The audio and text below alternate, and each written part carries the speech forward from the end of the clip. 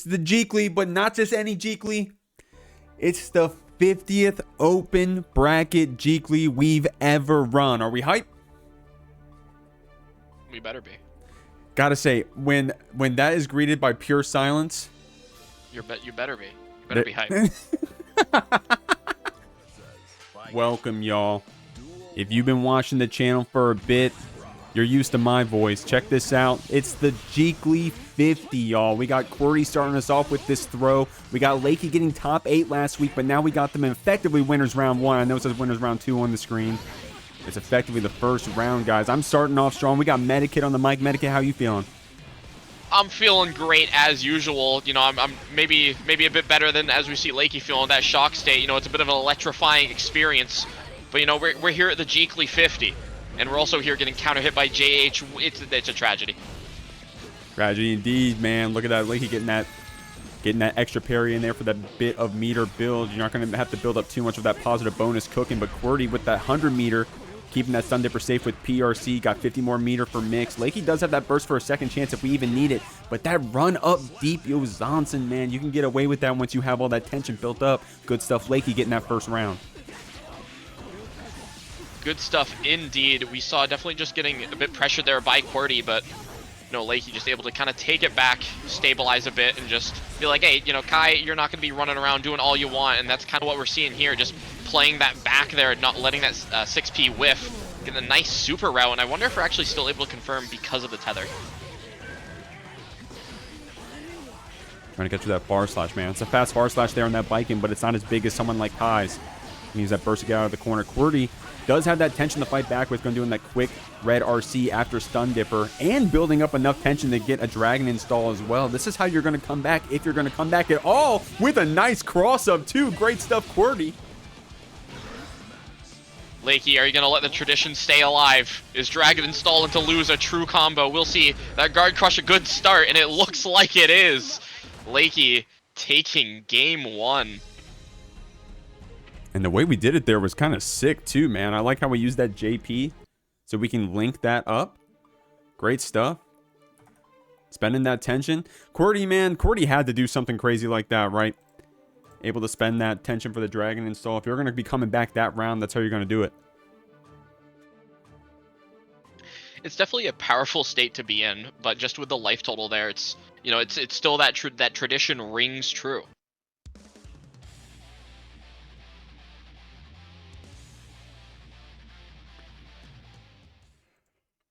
Oh, man. And how we live in chat. I see Shattuck here in the chat. What's going on, Shattuck? We got Lilia. Lilia, unfortunately, couldn't play, but what's going on, Lilia? At least here in the chat.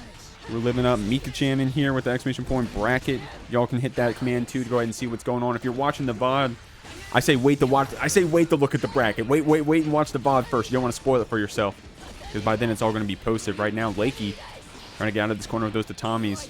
Going to use that backdash BRC. We had a slow BRC right there, but if the slowdown was still allowing us to get us some mixing. Qwerty does have this burst, but wisely holding on to it. It's going to have DP through this. And what a DP there. Definitely put Qwerty out of that really terrible position just to be in, getting into that Baiken vortex. What a strong decision to make there, trying to spend that burst, just keep that corner presence. And that counter hit 2H might just be what we're looking for. Look at the routing, look at the damage. There's a lot of red. Dragon install again. Send us through the wall. Getting that throat, man. Qwerty loves these DIs, and the red IC is going to take that hero burst away from Lakey. Man, I can barely see the HP. Literally a pixel. Qwerty taking that first round. You know, Qwerty's got that melty blood pixel. You know, you just live out of nothing and take that round. Looking to even up the score here. Just playing very smart here now. There you go, that par slash counter hitting right there. That was some good defense right there from Lakey. Clearly had that situation planned out. Going to FD block, get some distance. Par slash for that counter hit. BRC a little slow, so right there, Lakey able to see that overhead. Going to burst it out.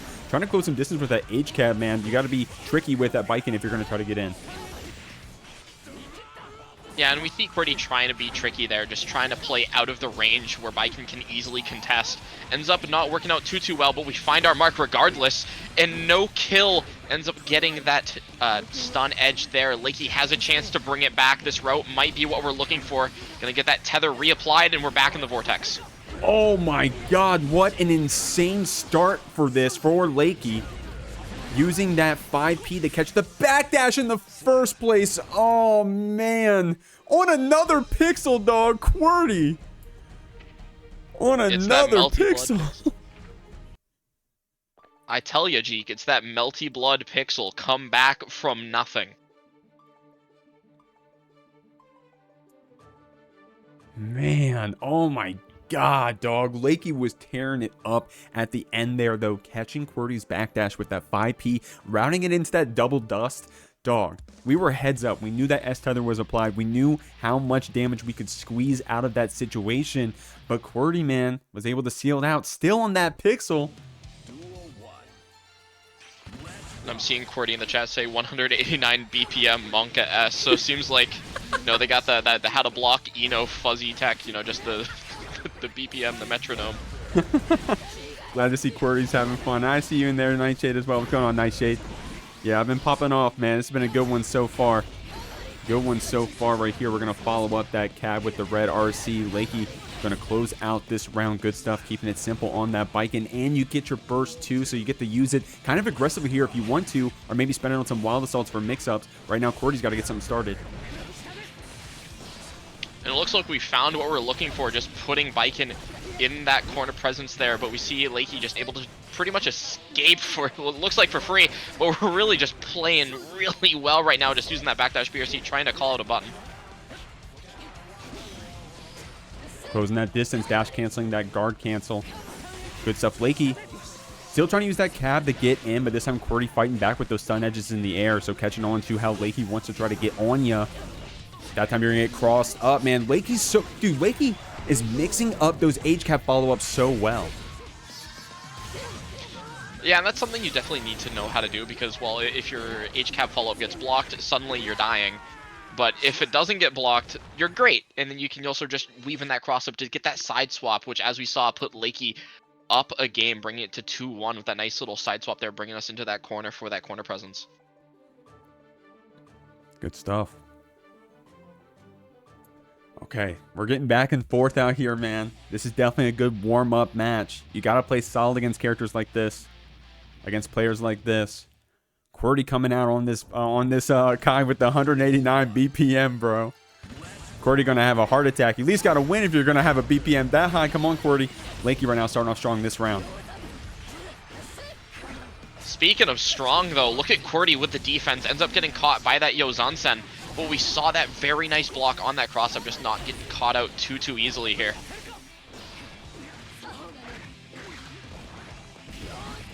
There you go, man. I got a lab against that Baiken, dog, because Lakey right there doing those JP dead frames. I couldn't tell you what side we were going to end up being on. Getting tricky with those dead frames, getting tricky with that Yozansen timing can make those mix-ups so crazy. Paid off for Lakey, but Qwerty's got you in the corner. Counter hit 2H in that shock state combo. Lakey did not want that. Tried to burst out. But Qwerty says, hey, you know, I don't care that you don't want to be in the corner. I'm launching myself with a little RC action, sending you through the wall into death. We see that launch with that PRC, letting us get a nice counter hit. And that wall break animation, too, on this map is always so funny because you're used to seeing them fly away, but the Baiken just rolling down on the ground. Counter hit Yozansen, going to be a lot of damage here for this Baiken, man. Building up that tension, too, on that cross-up hit. Qwerty in a bad spot here, but about to build up tension of our own. Probably try to get the flex shield. Didn't know what side we were going to be on, and I don't blame you. Lakey going to close out this first game 3-1. Alrighty, everybody. We got Soldier and Christian Crab here. We got Soldier on that good ol' Sin Kisuke in the second match of the Jeekly 50, as we got Christian Crab on that Asuka, throwing the cubes, geometry class all over again. I totally didn't fail. We're seeing how it's going. Man, you don't have to out yourself like that, Medikit, but no, I appreciate the honesty. We got Soldier, one of the killers on this Sin, man. There's like a good list of some good Sin players, at least, you know, if you're following on the Twitter.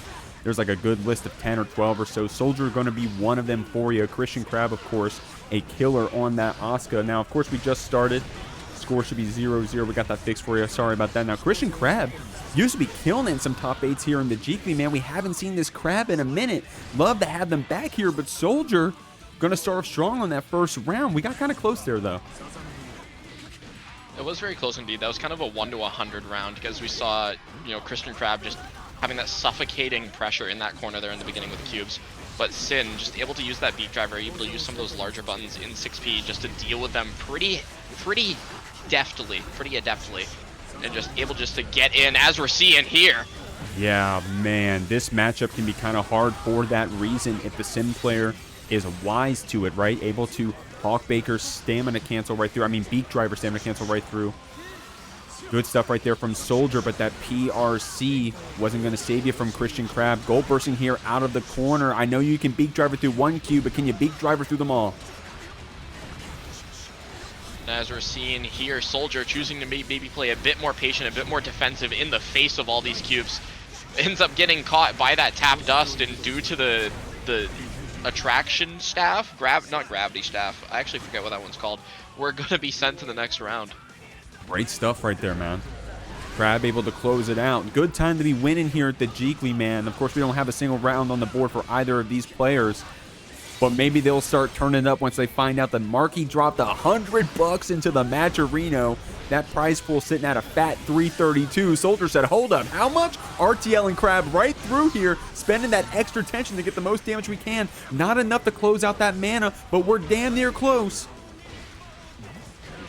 And that's just kind of a rough situation to be in because you had to play kind of scared there.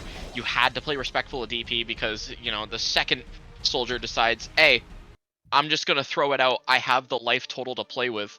I have the life lead to play with. And if you catch Asuka pressing there, it's over. Great stuff. Soldier getting that first game on the board. Man, massive shout outs to Marky with that fat Matcherino contribution. Man, you're a real one, Marky. Marky came in and said, wait, it's already at $200? I haven't even got here yet. Marky, yeah, we've been having a lot of support, man. And of course, we always appreciate yours as well coming in. That contribution, 333 there in that prize pool. God damn, y'all. Say thanks to our friend Marky as we get into the second game here. Christian Crab couldn't get that far slash connected. Soldier with some good FD blocks, really active here in the neutral, and you got to be if you're going to cancel through those cubes. You're going to spend that burst to try to get some distance. And that distance is just what we need as we're seeing that Soldier just try to threaten those buttons, those longer buttons, trying to deal with those cubes. But we see Christian Crab not getting caught out just yet, but unfortunately for them, you know, Sin's got other plans.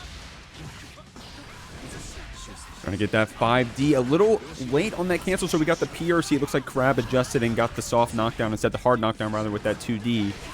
But man, oh wow, the stun dipper at home right there. Soldier from the other side of the screen starting off this interaction, picking up Crab. All we were trying to do was shuffle our cards. You know, it can't get caught shuffling. We're counting cards, we're rigging the deck. Unfortunately though, you know, Sin's not having any of that, sending us through the next round.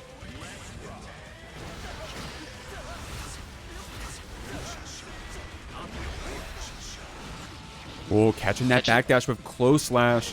Crab probably wasn't expecting that backdash though from Soldier. So we just took a little bit of damage, really deep jumping right there, calling out that 2D, that 5P for the dead frame. Nice mash on the Hawk. Baker going to steal the cornerback as well. Soldier doesn't want to give up that positive bonus. In fact, wants to take that mana away from Crab. Wants to send you through the other side of the screen if we can help it. And going to get your deflect shield and the round win, man. That was a lot of heads up play there from Soldier. Definitely a lot of matchup knowledge in, you know, just playing that Sin Asuka.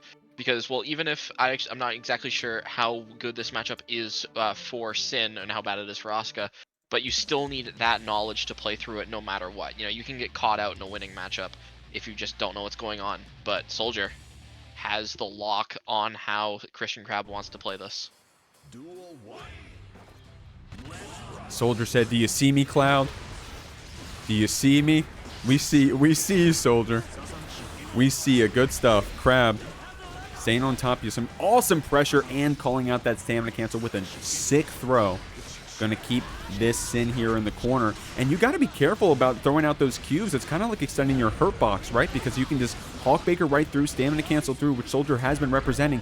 No mana, and that means there's going to be a lot of damage here for our Sin in taking this first round here, putting us on set point.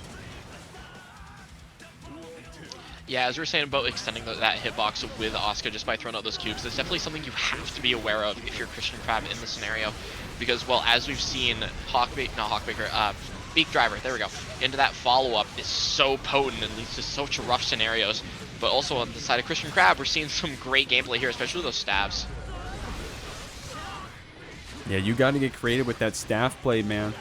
You got to know how to use them, especially with whatever cards you end up getting right after. But man, Soldier so good at sealing out this mana bar when it gets low here for Crab, and it's been hurting. Hard knockdown, no mana. We do have tension. How do we use it? Great backdash. No follow-up on that Beak Driver. Not dead just yet. Christian Crab needs to find something that YRC might be what we're looking for. Needs to play a bit scared, as we've seen in the similar position before. Ends up getting with a backdash on the grab here, trying to find something, make something work. We have the Qs to make it happen. There's that 6P, putting Soldier in such a rough position. We gotta deal with it in the cross-up cube, keeping Christian Crab alive. Man, and that, like, such simple mix, if you think about it mechanically, just jumping over Soldier there, but such a deep layer also. Great stuff there from Crab, living on our own pixel, getting our mana back, but in this round already have lost our mana. Soldier gonna make you hurt for that as you're here in the corner. We are building up that tension. Good backdash. Crab trying to get out of here with some good FD blocks, but Soldier on you non-stop with this Tyrant Barrel. And even with that mana coming back, it's just so much damage. Just needs to find some way to get in, stay in, and keep Soldier out. Those cubes are exactly what we need, but we're low on mana. We need to be recovering that. We got that auto regen on that mana up, so we can kind of play around, do what we want. We have that staff, so a lot of that damage is out. We can bait burst for free, and there it comes! Christian Crab! Dog! Dog! Oh my lord! Oh my lord, Christian Crab, dog. That's a clip, homie. And I mean, Soldier was wise to it too, right? I mean, like saying like, hey, I want to hold on to this burst. I know Crab can just hold down back whenever. So you really were just guessing on when a good time the burst was there. But Crab with some really good cube usage, some really optimal cards, man. Able to keep Soldier bouncing around on the top of the screen in an infinite combo. Able to down back that burst at the perfect time. Sealing up that game. A reverse sweep. Don't want to get ahead of myself as we go into this game 4. And if there's anybody who can do it, it definitely is Christian Crab, as we've seen from that insanely strong gameplay. But as always, it's on the other player to adapt, so we might see Soldier just kind of cook up, get the lock on how to handle the cubes. But this is a rough situation to be in from the start. Good stuff here for Crab. Was that a corner steal cross up right there from Christian Crab? Great stuff. Going to cancel out this tension to get that hard knockdown. Not enough to kill, but Soldier does have that deflect shield, that burst to play with if we need to. Christian Crab not going to give you a chance with that run up, tap dust. And that was such a great situation to be in if you looked at Christian Crab's deck, because we had that 2 cubes to just open up that portal, and also just so many other cubes at our disposal just to keep Soldier locked down. Christian Crab definitely playing around their cube knowledge quite well. Able to call out that Hawkbaker too. You got to get creative with those DP punishes if you're a projectile character like Asuka. Good stuff there from Crab. 2D after the super, catching Soldier right there. Trying to get out of that corner. Crab going to capitalize a little too early on that 6P. Soldier going to make you hurt for it with his Tyrant Barrel. Soldier finding what they're looking for, catches Christian Crab lacking, but what a 2P! Aboii out saying your pressure is actually fake, and you're gonna lose the round for it. Oh man, Crab. Gonna keep it a buck, man. Those were 2 really solid rounds from Crab. And you know what the difference is, right? I mean, I don't know what side is contributing to this, but Crab just has mana now. You know, this first 2 games, gonna keep it real, Crab was always out of mana, always not being able to spend those cards, and Soldier was making you hurt for it, smothering you once you didn't have that mana to play back with your special moves. But Crab, I don't know, we're being a little more, patient with the cards, or we're being more patient with our mana, or maybe we're just getting hit less. Crab playing really well right here. Yeah, I 100% agree with you on that mana usage. We're seeing Christian Crab just hold on to that mana a lot better and just kind of handling those micro kind of regens on that mana, as we're seeing here just in the middle of that cube pressure, keeping Soldier locked down, especially able to use some of that mix with that tap dust in there as well as managing it. Yeah, but Soldier really good at jumping in on those 2Ds right there, try to get under those cubes right there. I think you can use that Gazelle step to get under quite a few cubes from Christian Crab, from Asuka. But right now, Soldier going to get you with that 6K. Going to YRC to get some distance back, but there's a nice Hawkbaker right there. 5P for the dead frame, getting the throw instead. I love seeing these 5Ps for the dead frames, man. Soldier has some setups. And that's just what you need if you're fighting an Asuka like Christian Crab, because that lets you get here with that mana break, and on set point, Soldier looking to close it out and not looking to let Christian Crab get the reverse sweep. Yeah, Soldier saying, hey, you had fun. I gave you your Twitter clips. Good job, homie. But I was trying to win this game. I got the first 2, and I'm going to try to get this 5th one. Crab with a little bit of mana here to play with, but Soldier getting that counter hit. A little bit of burst built up for Crab. We're going to have to see if we can use that at an interesting time. I tried to bait it, but Crab getting their turn back for free. And this is the time, this is the opportunity Christian Crab needs. Just needs to keep Soldier locked it down. We're getting the cubes to do it, just trying to shuffle through, get through all of the deck. There's that throw coming out with some nice damage. We have that meter up. Our mana is all the way back to that auto regen. Catching out that beef driver. We have a chance, Jeek. Oh, getting that teleport grab right here. Crab on a little bit of HP. I think we're doing something. Oh, we're safe. Okay, able to go burst to keep ourselves alive with that RTL. We're going to spend that 7 Freyburn super. Going to keep Soldier here in the corner. Soldier getting picked up. Crab sealing it out, putting us on the last round of this set. And there it is. There's that adaptation to the adaptation, the counter adaptation, just not letting Soldier get out for free. We saw Soldier represent a lot of those DP options in that first round of this game, and Christian Crab just not being caught out by any of them post that. Oh, nice YRC right there. Don't even need to block that 6H when you get that YRC to keep yourself safe. Those 5Ps into the throws, doing numbers here for Soldier, catching that Christian Crab not blocking low with that 6K. Only one more hit will do it, but was able to get all of our mana back. Crab has came back on a pixel like this before. We'll have to see if they can do it again. And we're getting the cubes to do it. We have the yellow and green cube. We have a teleport to escape. Getting so many cubes back. We just need to find a mark. Luckily for Christian Crab, Soldier is not going to have burst on deck. What a gold burst, just keeping Soldier locked down. We just need one clean hit to do it, and there's that tap dust. We should be dead. Christian Crab takes it with a reverse sweep. Dog.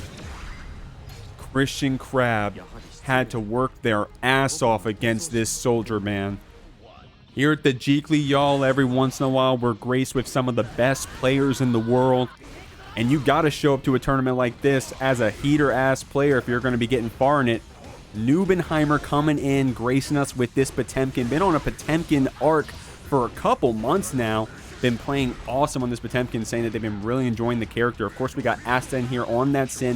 Very comfortable with that Sin. Had them here at the Jeekly before. We'll have to see how it pays off here in the Jeekly 50. A nice little wall break from Asta just to get us started on the first kind of stage switch here. But what a DP call out by Nubenheimer. Just playing really patient, not letting Sin just do truly what he wants. But I keep saying Hawkbaker. Beak Driver, there we go. I keep forgetting that move's name. It's so good. Unfortunately ended up getting caught out with this super here, and that's going to be round 1. Yeah, you don't need to know the moves' names to know the hype stuff is happening here on the screen. Nubenheimer with that Gigantic Kai combo. Great stuff, man. I've been watching Nubenheimer in some online brackets when they do get the enter. Of course, you've been seeing them in TNS every once in a while.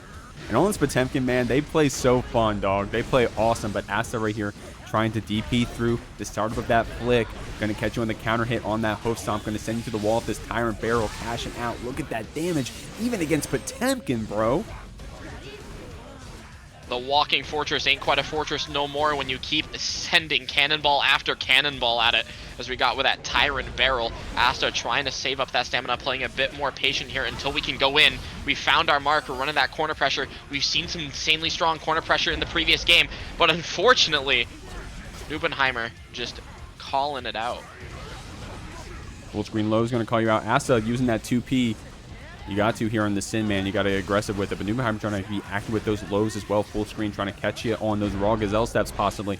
Asta going to get you on that counter hit jump normal. Nubenheimer really confident. Going to spend this 100 tension. Going to start us off with that burst. Get on top of you with that Gigantor Kai. And it's going to follow you down the screen, man. Maybe a bit of a hero burst on Nubenheimer's end. We'll see. But it looks like it's working out for us so far. And with that 6P praying for victory, we get the first game. Yeah, you got Potemkin on his knees with those hands up praying, man. Great stuff, but you don't need to pray if you're playing solid. Nubenheimer really confident with that 100 burst, that 100 tension rather, and executed that perfectly right there against Asta, getting his first game. You know, looking at the replay, we just saw Potemkin do that 6P, just put his hands on the staff, saying, no, it's over. He said, yeah, get that out of here, little boy. Get that out of here. You know who I am? Asta saying, you know who I am, homie? I'm going to be the one taking you out in the Jeekly 50. Going to get you thrown here in this corner. Nubenheimer trying to burst out. Going to catch you with that low with that 2P. Asta active with that 6P, but getting called out for a counter hit flick here from Nubenheimer, trying to close some distance with that forward Mega Fist. But Asta getting away with these throws. I got to call it out. And that's definitely something that, hey, if you're getting away with it, you might as well use it. Throws insanely powerful part of Sin's kit, just in general, especially with how many strong stagger options Sin does have, that kind of like that close slash, and just a lot of those options we have available. Going to be sending Nubenheimer through the wall with that Tyrant Barrel. Not a insane starter, and also Guts is on, so we aren't going to be getting too much damage, but it's a-okay. We don't need the combo to kill, because we get a 2S right after. Yeah, sending that Potemkin through the wall, even though when you're building up that positive bonus, man, it can be scary because you're building up that burst back for them. So you got to seal out that round. You got to make sure you're finishing your food. But Asta doing so there. Getting on top of us right here. Good counter hit right there from Nubenheimer to start this off. FD blocks from Asta. Say, hey, I don't even want you to be close enough to ever try to pop buster me. And that's something about Nubenheimer's pot also. You're not going to see a lot of pop busters from this guy. It's just going to be a lot of these counter hits. A lot of these flicks, man. We flick a lot on this Potemkin. That's something I've been noticing as well, is that we haven't really seen a lot of those pop buster attempts, and that's something that's definitely shown to be working out for Nubenheimer here, because, you know, maybe Asta's expecting just kind of those pop busters to come out as it is, you know, Potemkin you're fighting, but at the same time, you know, you can't play 2-2-2, you know, wary of it, so you do have to try to handle it somehow, instead of getting caught out by those counter hits, and especially against Sin, where you die if you make a wrong call.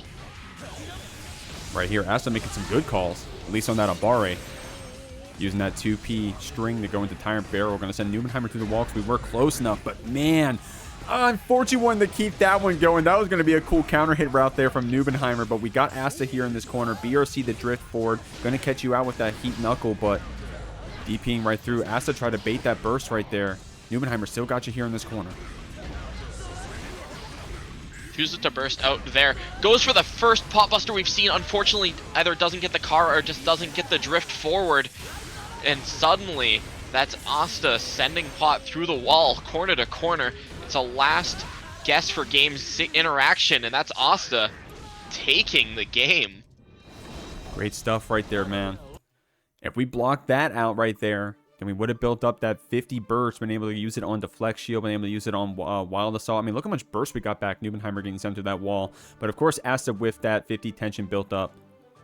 Even if it wasn't the hit, it was going to be the mix. Good stuff right there. Evening things up 1-1, but I'm loving what I'm seeing. I'm loving what I'm seeing as well, Jeek. We're seeing some great play, both from Nubenheimer on that Potemkin, just, again, as you said, fishing for those counter hits, not using a lot of that pod buster. And Asta just seemingly calling out Nubenheimer on seemingly, I want to say every single interaction, but just really a lot of them as we're seeing out here. The same thing with Nubenheimer, really active on that defense. Of course, you've been seeing a lot of 6P, but right there we did that 5P string. Asta probably went for a 6P after that PRC. Nubenheimer cashing out on the first pop buster of the set. Asta say, I don't want to guess what you're going to do. I'm going to DP right through. Of course, in this new season of Stride, you haven't been able to grab DPs for a minute. Asta going to go ahead and barrel you right through, cashing out on that tension. But Nubenheimer has a lot of resources once we wake up. And goes for that Potemkin, that heavenly Potemkin buster, because we did have those resources to play with. It does have a small bit of invult and does launch us into the air, so we can escape. Asta claims the round regardless. currently sitting on a round above Nubenheimer, looking to take that one so we can get it to 2-1. But not if Nubenheimer has anything to say about it, just keeping Asta jailed in. Yeah, using that 2S for a lot of advantage here. Going to go ahead and cash out on that pop buster with our 50 tension. Asta did just build up that burst. We'll have to see if we use it. Doesn't even get a chance. And of course, it would have been risky against that Potemkin with that much HP. So we're going to take our resources here into this last round. Great stuff from both our players. Oh, Nubenheimer with a nice tech there, just recognizing that Asta's been going for a lot of that, either a lot of those throws, just really on, again, as you said, that active defense.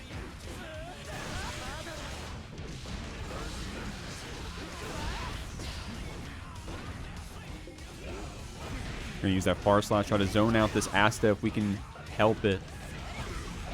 Spending that stamina. I like what Asta's doing, right? Not getting too crazy with that stamina spend. Always keeping at least one in the tank to close things out. But we're gonna catch you with these good counter hit routes from Nubenheimer, and that's gonna kill. Going into the 2H to finish it off. You could barely see that fist at the end. Nubenheimer with a crazy counter hit route, man. And I feel like that's a move right there. We were talking about the wall break animations earlier, Jeek, and I feel like that 2H is definitely one that deserves to look like you're being sent to the next country, honestly. That Potemkin fist is as big as some character models, bro. At least when that move is executed. Good stuff right there, Nubenheimer. Getting our second game here on the board over Asta. Loving what we're seeing, man. And when we, dude, and Nubenheimer's ready with those counter hit routes too. And I love how we haven't really been seeing too many of those grabs so later in the set. Of course, we just saw one right there. Asta able to see that one coming, cashing out here. Great stuff starting off the round. Goes for that eat there as that on that wall split as well. Goes for a bit of that meter. There's a burst coming out from Nubenheimer. Asta kind of on a rough scenario here as we saw that burst come out when Asta had no stamina. Suddenly, Nubenheimer's in a really great position to be kind of trying to play around. And that 6P, what a nice call out. Great stuff, man. And I mean, and that's Nubenheimer taking advantage of Asta being a good player, right? Because you go for that slide head. Asta knows, hey, I can jump in here, but Nubenheimer keeping it safe with that PRC 6P. Of course, Asta's got you here in the corner. You're blocking out these lows. You're blocking out the highs. Good stuff. Gonna flick you back to get this gigantic high established. And Asta just gonna hold back. You got to, man. You can't fight through this Kai, or Nubenheimer's gonna take you out just like we did. Now we're on set point. It felt like such an Asta set just a couple rounds ago, but suddenly Nubenheimer's been putting Asta onto the ropes here, especially with that nice 5P confirmed there. Suddenly we're in that corner, we're getting jailed in, and there's that pot buster. We were respecting the flick, and suddenly this is going to be a wall stick, going to be going through the wall, and that's not enough to kill, but Asta, we can't get hit again. Nubenheimer really smart with that tension usage. Either to keep the pop buster safe or to cash it out, and just like that, after that PRC, Nubenheimer only needed a little bit to take out that set. Does it with the back throw. Gonna move on 3-1. Alrighty, we got Kreator on the Giovanna, and we got Hiho on that Millia. Two seemingly very fast characters. Both, I mean, Giovanna kind of makes you explode. Millia puts you in that vortex. Two very suffocating characters to deal with. We'll see how they both play out here, trying to throw out a lot of those quicker normals, just to kind of gauge how each other's going to play this, trying to get that stray hit until we can run our game plan. Hiho is a nice escape with Capel. And I gotta say, man, I'm no bias, but Kreator definitely one of my favorite Giovannas to watch. Love seeing Kreator and a lot of the offlines. I think Kreator's in the Florida scene. Sorry if I'm getting that wrong, Kreator, but definitely one of my favorite Giovannas to watch regardless. Hiho, of course, many top 8s here at the Jeekly here on this Millia. Love to see this team factor Hiho. Definitely showing us some cool stuff. You were calling it out, Metakit. A little bit of a trade whiff right there with that Artemis dodging that 2D from Kreator. Kreator trying to get on top. You're going to catch that backdash with our 5H. Counter hit on the dog dart. Not looking good for our Millia right here, while Kreator is going to cash out, keeping that tension for the mix.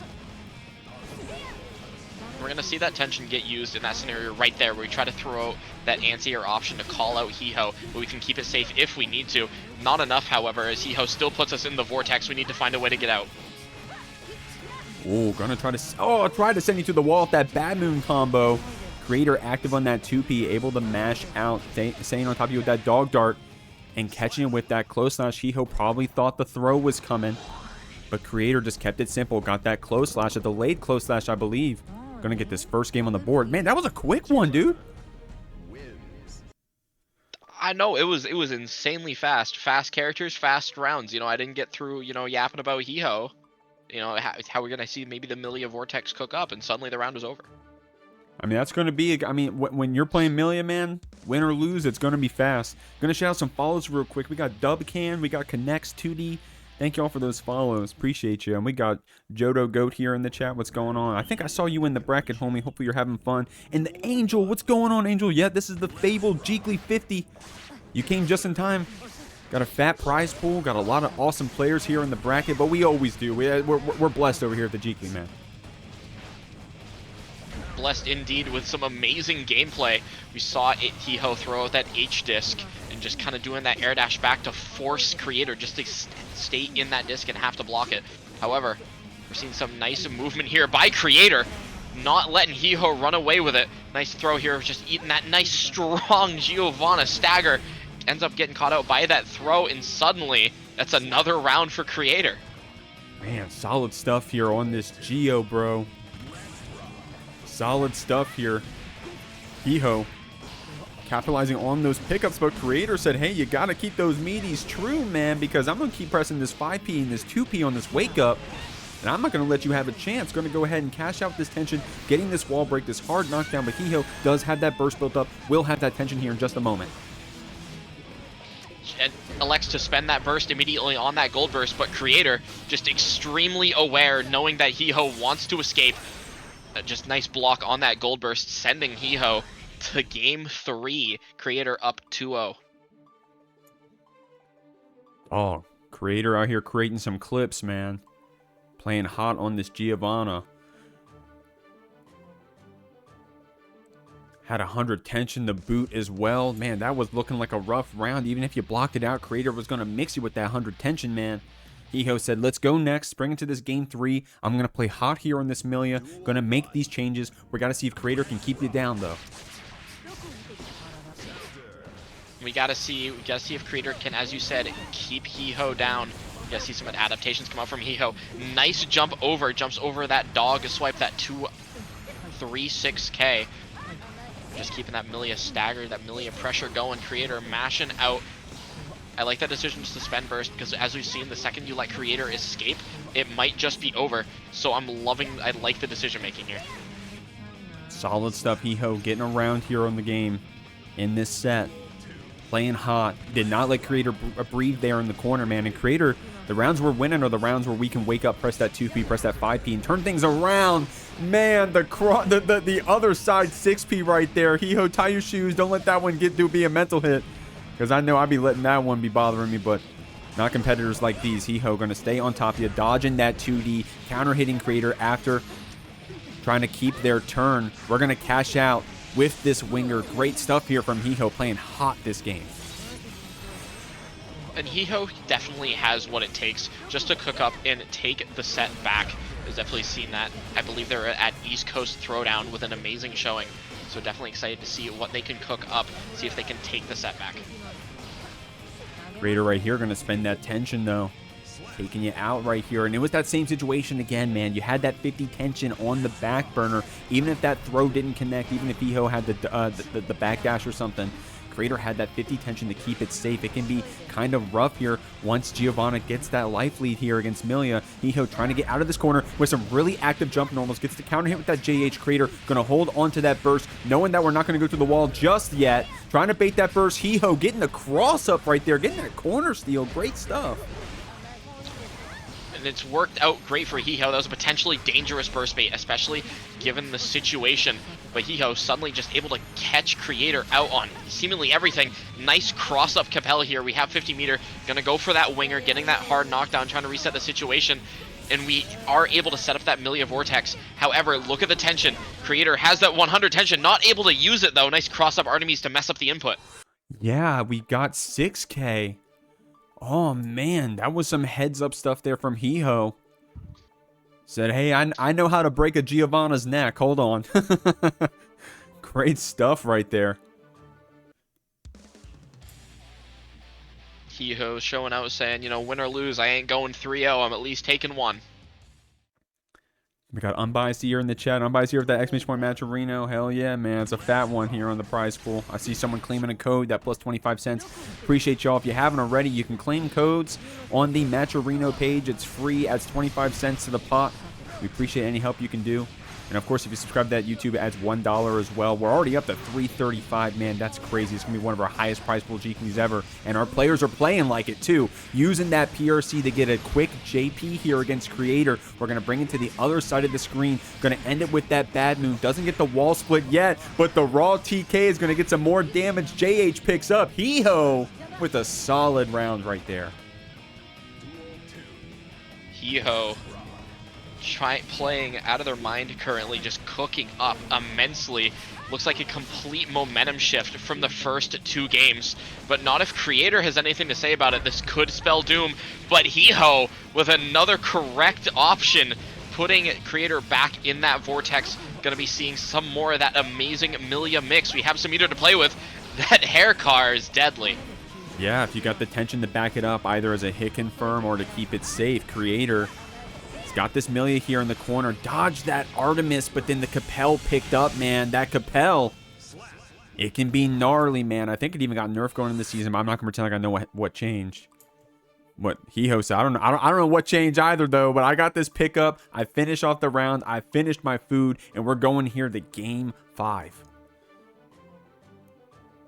We're seeing Lilia in the chat saying Hee-ho has the download. You know, download might be complete, chat. We'll have to see. I don't know. We'll have to see. We'll have to see. Kreator, like I said, playing really hot on this Geo. One of my favorite Geos to watch.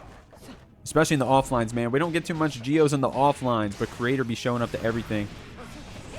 Kreator be showing up to everything when they can. Getting that counter hit JH. Gonna just run you down, keeping it simple right here. Hee-ho. Gotta get simple with those meaties, right? Because Kreator with the throws on wake up, 5P, 2P. If you don't keep those meaties true, then these fuzzies are gonna beat you up. But right now, Hee-ho getting a lot of throws.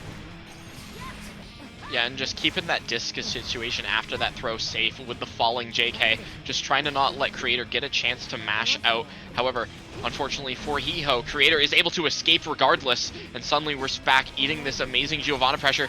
But we're able to escape anyway. What a Capel. Ooh. But a great block there for Kreator for a second, blocking that Artemis, but Hee-ho getting another same side. I think that's the second same side that's paid off for us, puts us at set point. Kreator does have this burst advantage here. Going to try to get in. Good dash block right there. Didn't get called out by anything quite yet because we got some really good dash blocks, but Hee-ho able to use those 2P mash confirms into some good S-disc hits, but that run up DP, man. Kreator's been getting a lot of counter hits in the past few rounds with that DP. It's definitely been paying off as we see.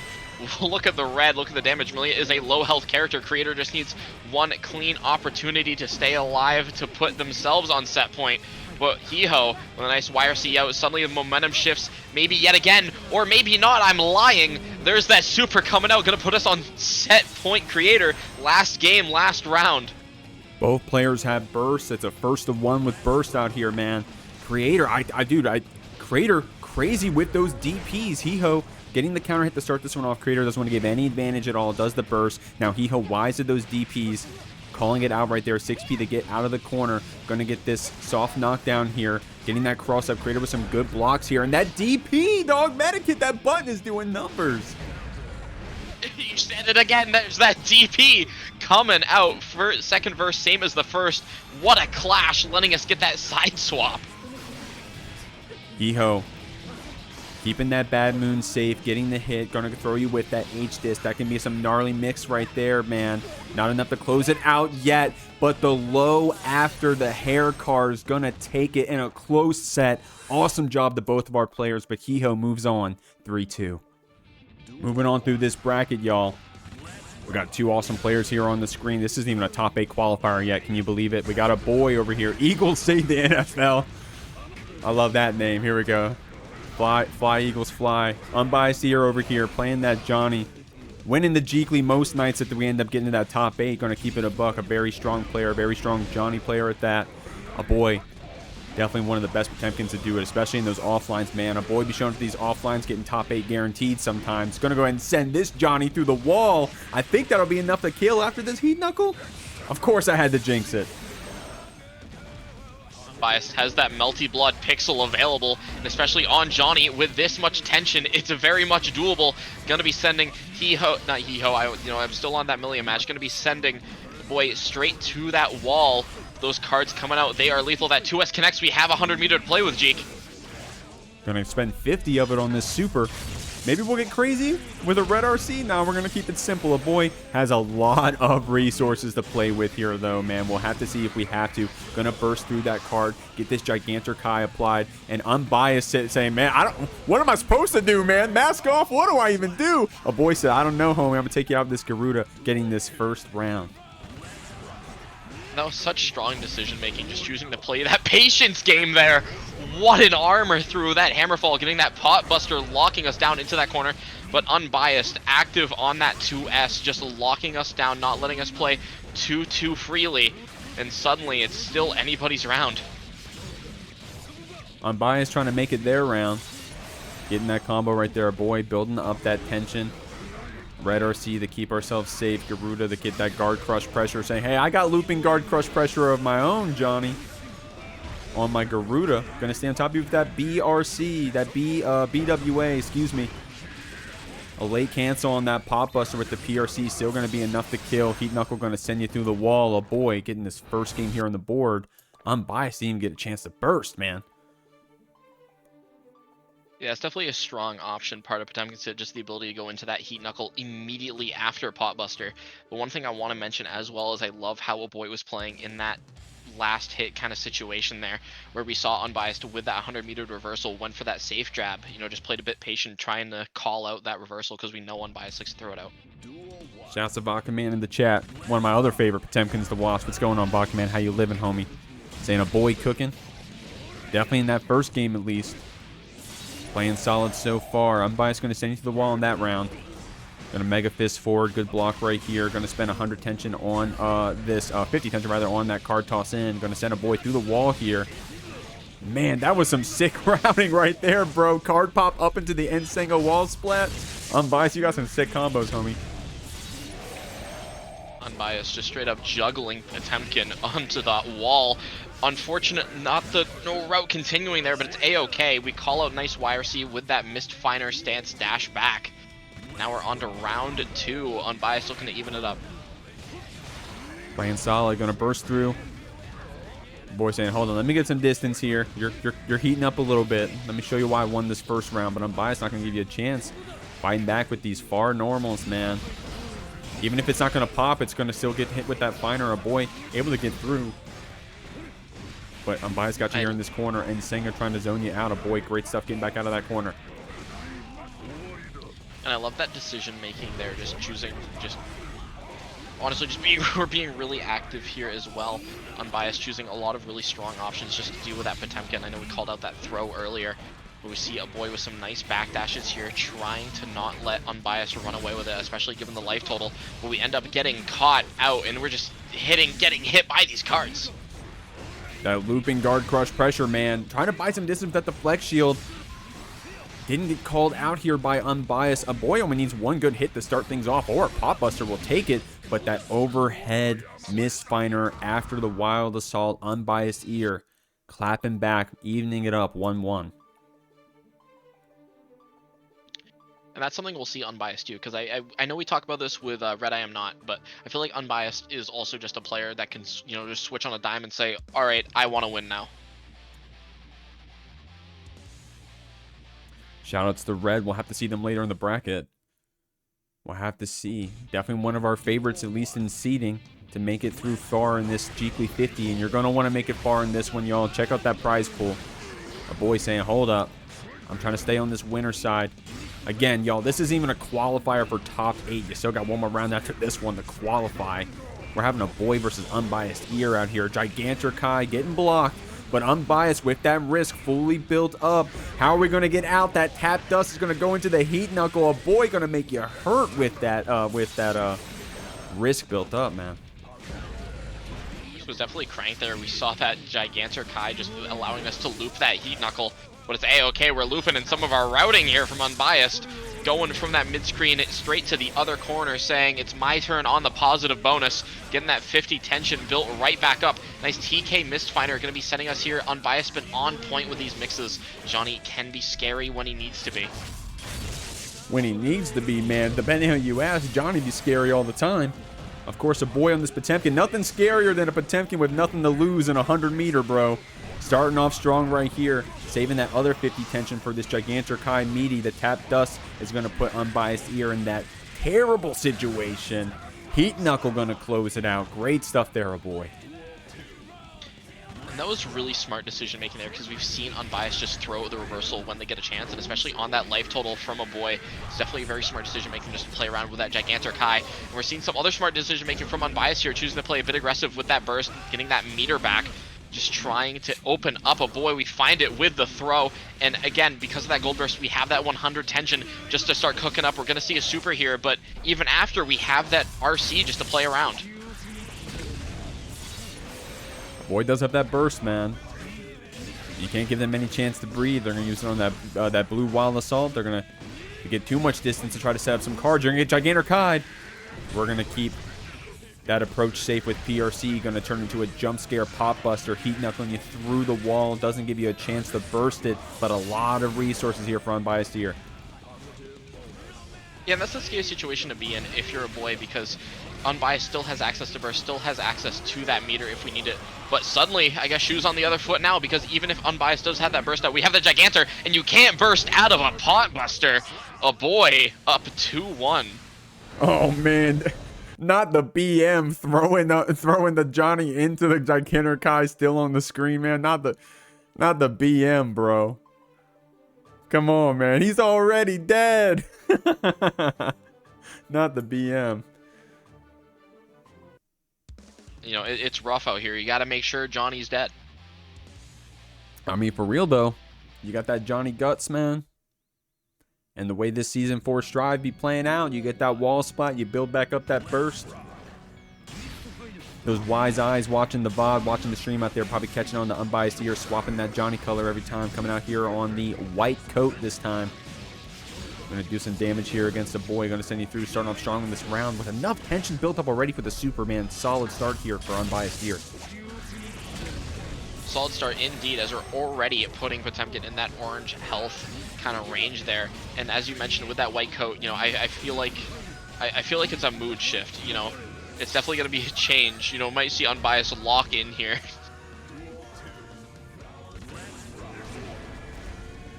Oh, I like that patience. Look at that. Look how patient that Potemkin's playing, man. Aboii here. Great stuff.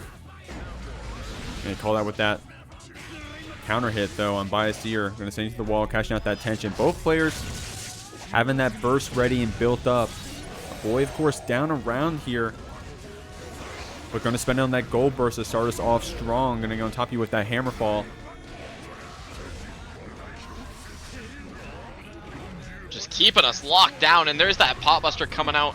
Unbiased probably looking for that stagger pressure, but you gotta guess against Potemkin, and suddenly it's looking very strong for Aboii. But what a BRC down, calling out any button presses. Yeah, those BRC drift downs, man, for those gnarly overheads, those are sick. I love seeing those good players pull it out. Unbiased Ear, no stranger to those. Seeing two of them back to back, but these tap dusts for Aboii, man. They've been going crazy, whether we got the Gigantor Kai to back it up or whether we just need one more hit to seal it out. Aboii is not scared to press that 5D. That's definitely some decision making you want to be able to have, especially just in a tournament such as this. Just have that decision to look at me and go, okay, I have the health here. I know, you know, tap dust normally, if you don't have that meter to convert, can be pretty rough. However, you know, it don't matter if you only need one hit. Man, Aboii only had to grab Unbiased Ear a couple times that set. Alrighty, we got our next match lined up. We got SQ on that Ramlethal, definitely a lethal Ramlethal to have to deal with. And then we got Cheryo on that Goldlewis, also very strong on that character. Two goats of their respective playstyles. Looking to see who is going to take it out, get into our top 8 for tonight, as we're seeing some of that certified Ramlethal mix with that cross-up explosion. I've definitely said that. I've said this story enough times. Cheryo probably heard me say it 10 times, but just in case your first time ever hearing it, my first major was CEO Taku 23, where Cheryo got 3rd place at that bracket. I've been a fan ever since. Great stuff. World-class player here on this Goldlewis TNS tag. Definitely validating that one. Shout out to that pickup. SQ, y'all. SQ trying to get a pickup of her own with this luminosity stuff. You got to go ahead and check out SQ's Twitter if you can. You got to go ahead and show her some love. She's been trying to get into luminosities. I don't want to say the wrong thing. She's in a competition to try to get a, I think it's a really fat contract for a sponsorship. So, yo, please go ahead and check out SQ's Twitter. Surely there's going to be a lot of information there on that as she's trying to keep Cheryo here in this corner with this round lead, picking you up with that 2K, going to keep you jailed in with this rock. There's some crazy pressure here from this Ramlethal. It's always crazy looking at SQ's pressure here as we're seeing that Tap Dust find its mark, and we had a bit of risk here.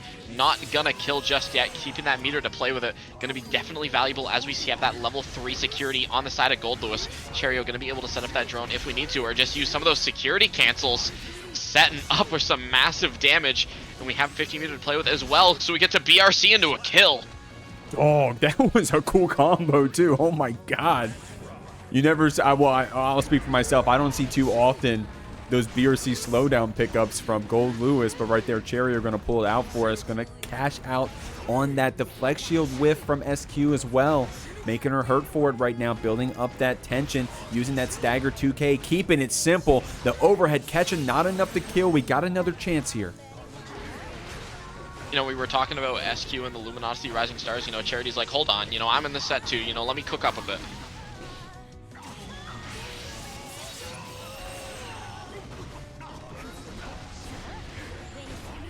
H sword. Okay, wise there from Cheryo. Sometimes players will be too crazy trying to get out of the corner. But Cheryo saying, hey, I know this H sword's going to pop. I'm going to have to block it out. And it pays off. We only needed one more interaction. Cheryo kept it simple. Had that burst to play with. Had that tension. And was able to seal it with that overhead behemoth. Good stuff. Yeah, boy. I almost said a boy. All right, Cheryo on the lock with those behemoths out here, calling out SQ with that 486 earlier. Definitely a strong point of their gameplay so far. SQ going to be needing to adapt here just to how Cheryo's using those behemoths, trying to keep SQ locked down. We're seeing some lockdown of our own, some nice close slash stagger pressure. Fortunately, Rekka 1 whiffs, but we're able to still stay safe. But we're kind of in a rough position here, Jeek. We got no swords. No swords. We're doing a good job doing some anti-airs with that 6 speed to push us back, but man, these deflect shields have been hurting us on the side of SQ. I'm going to keep it real, Cheryo, saying, hey, I'm not going to give you any time to cry about it. I'm going to send you through, build up that damage. SQ getting some tension back, going to spend some on that YRC, trying to build up 50 more for Mix if we can do so. Cheryo only needs one more hit to seal it out, and it's going to be that White Wild Assault getting this first round. And that's that White Wild Assault we saw earlier as well from Cheryo, just to force their way in. Definitely a strong option, especially in the face of like Ramlethal swords and just how big those normals are. If you can force your way in, it's insanely valuable. Lets you get into the situations here where that overhead connects. Suddenly we're sending SQ through the wall with some nice damage. A little bit of a churn there. We have that 3 security, so we can just set up drone if we need to. We need to deal with SQ's pressure first and the meter. Man, we're getting a lot of counter hits here on the side of Cheryo, man. Trying to make this one quick on the Goldlewis. Loving what we're seeing. Cheryo cashing out with those supers every chance we get, man. And I like that. SQ waking up with that gold burst. You got to do something like that. You got to Hail Mary back through. And we had that tension built up. But Cheryo with that counter hit didn't give you a chance to spend it. Looking strong right here on this Goldlewis. We have to see if we can keep it quick, this girly teen girl. Girly teen girl trying to get into the top 8 with a 3-0, but SQ locking us back down, putting us in that corner. I feel like we've seen this the beginning of every round, and then Cheryo just kind of cooks up, escaping. That drone is the great start to do it. Ends up with a side swap. Nice corner pressure here, putting us back into that corner. We're stuck. It's our new home address. It's got a beachfront property, as we're going to maybe be sent through the wall. Man, you're going to be paying taxes on that one. Hopefully you got a low interest rate, low HP here for SQ on that pixel. We've seen a lot of players come back with that pixel tonight. But Cheryo not going to give you a chance. Going to catch that backdash with the minigun, and here we are on set point. SQ with a nice backdash there, calling out that behemoth, having a nice punish. And I like that sword there just to cancel out the drone and also force Cheryo just to block it, be in that corner. Gonna be getting a nice wall stick of our own with that Mordobato. Swords coming back for us. We have a chance to stay alive here. We just need to find a nice hit. That's exactly what we're looking for. Going for another wall stick, Jeek, and we gotta have 50 meter to play with too. We're looping. Great stuff here, man. SQ playing hot. SQ, man. SQ in game 3 when she's down like this is scary, bro. I've seen a few SQ sets at this point. Commentating her. She's been coming through the Jeekly a lot. We appreciate her.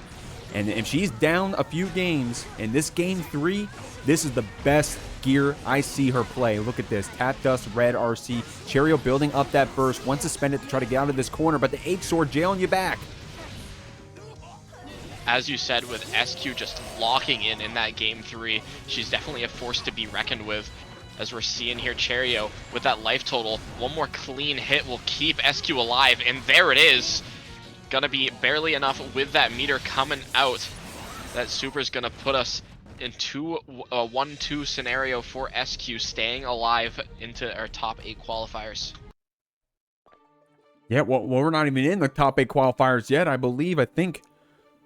Oh, you mean, yeah, I'm gonna keep her in it. I see, like to come up. Yeah, I mean, guys, you're looking at SQ and Cheryo right now, some world-class players. And this is still winners round 4, bro. We still got games lined up after this one to try to get in the top 8.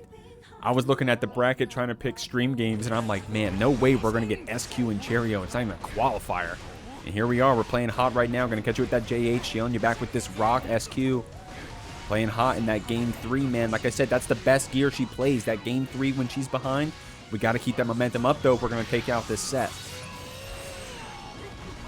It's that lock-in, you know, it's that, hey, I'm down to, I got nothing to lose. Let's just cook up, see what happens.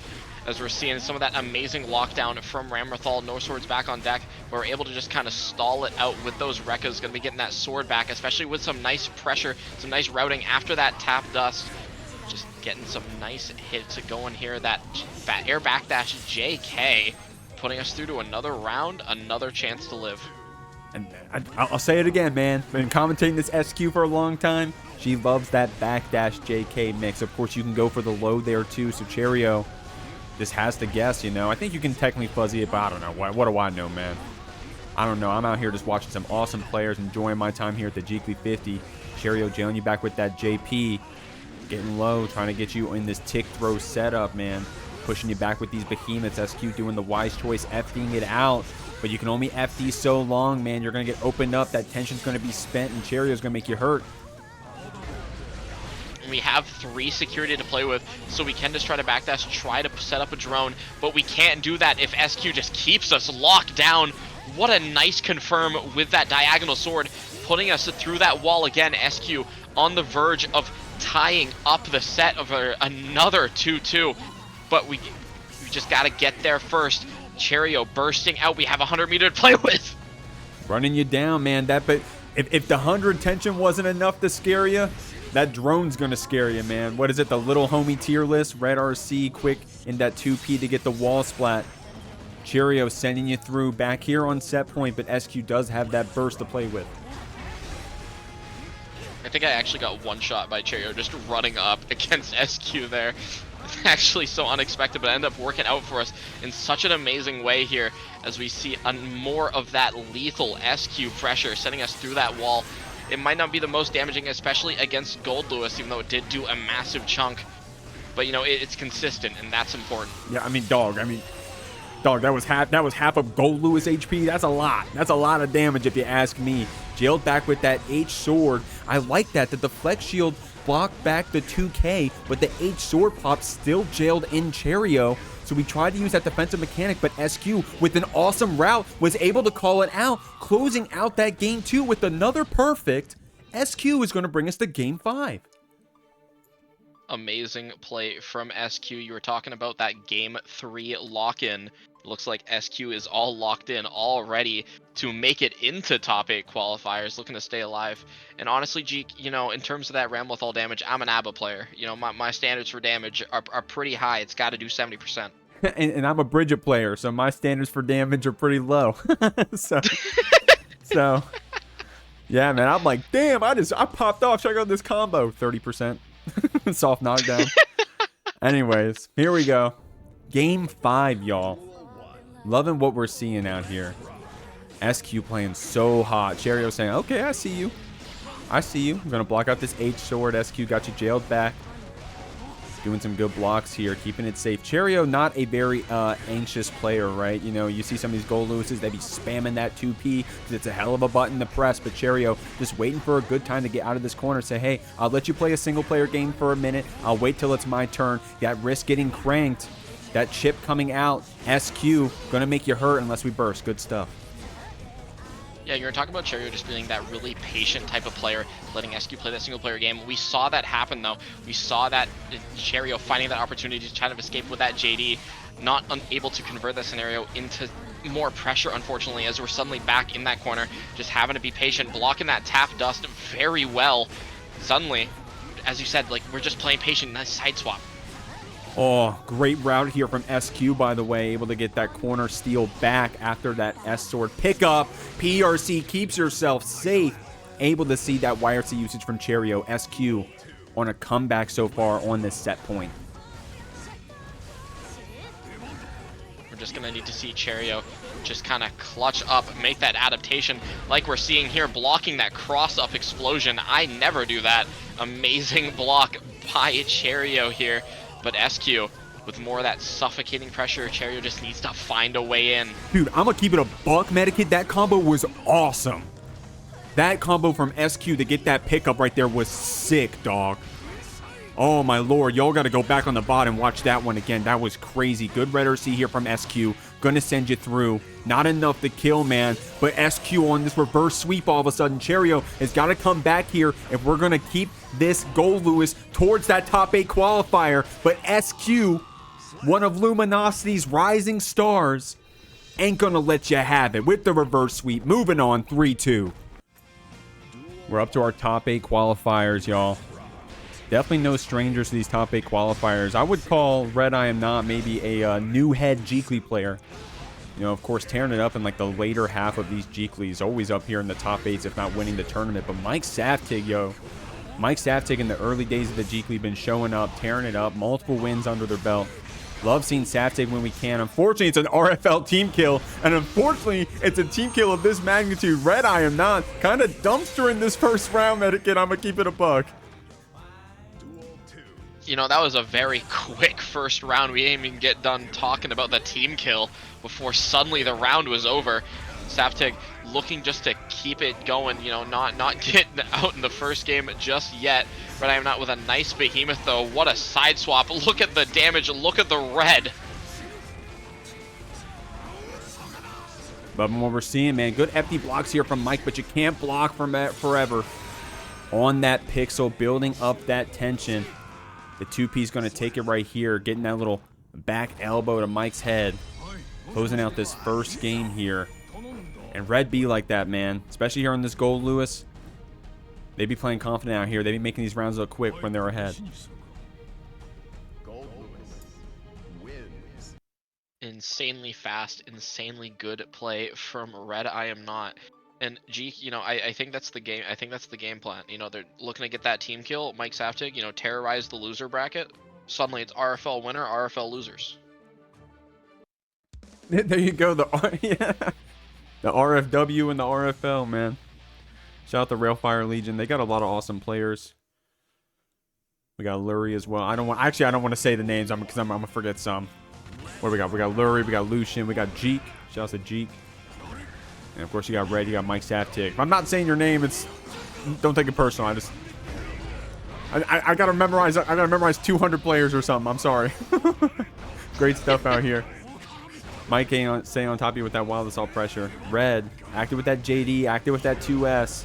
And I mean, that's one big change between this Goldlewis and the last we saw, right? Red really active on those buttons. Now I wouldn't call it a mash, but just so active on that defense, so wise to when that JD and that 2S are going to work. But Mike saying, hey, man, who you complimenting here? I'm the one getting the perfect.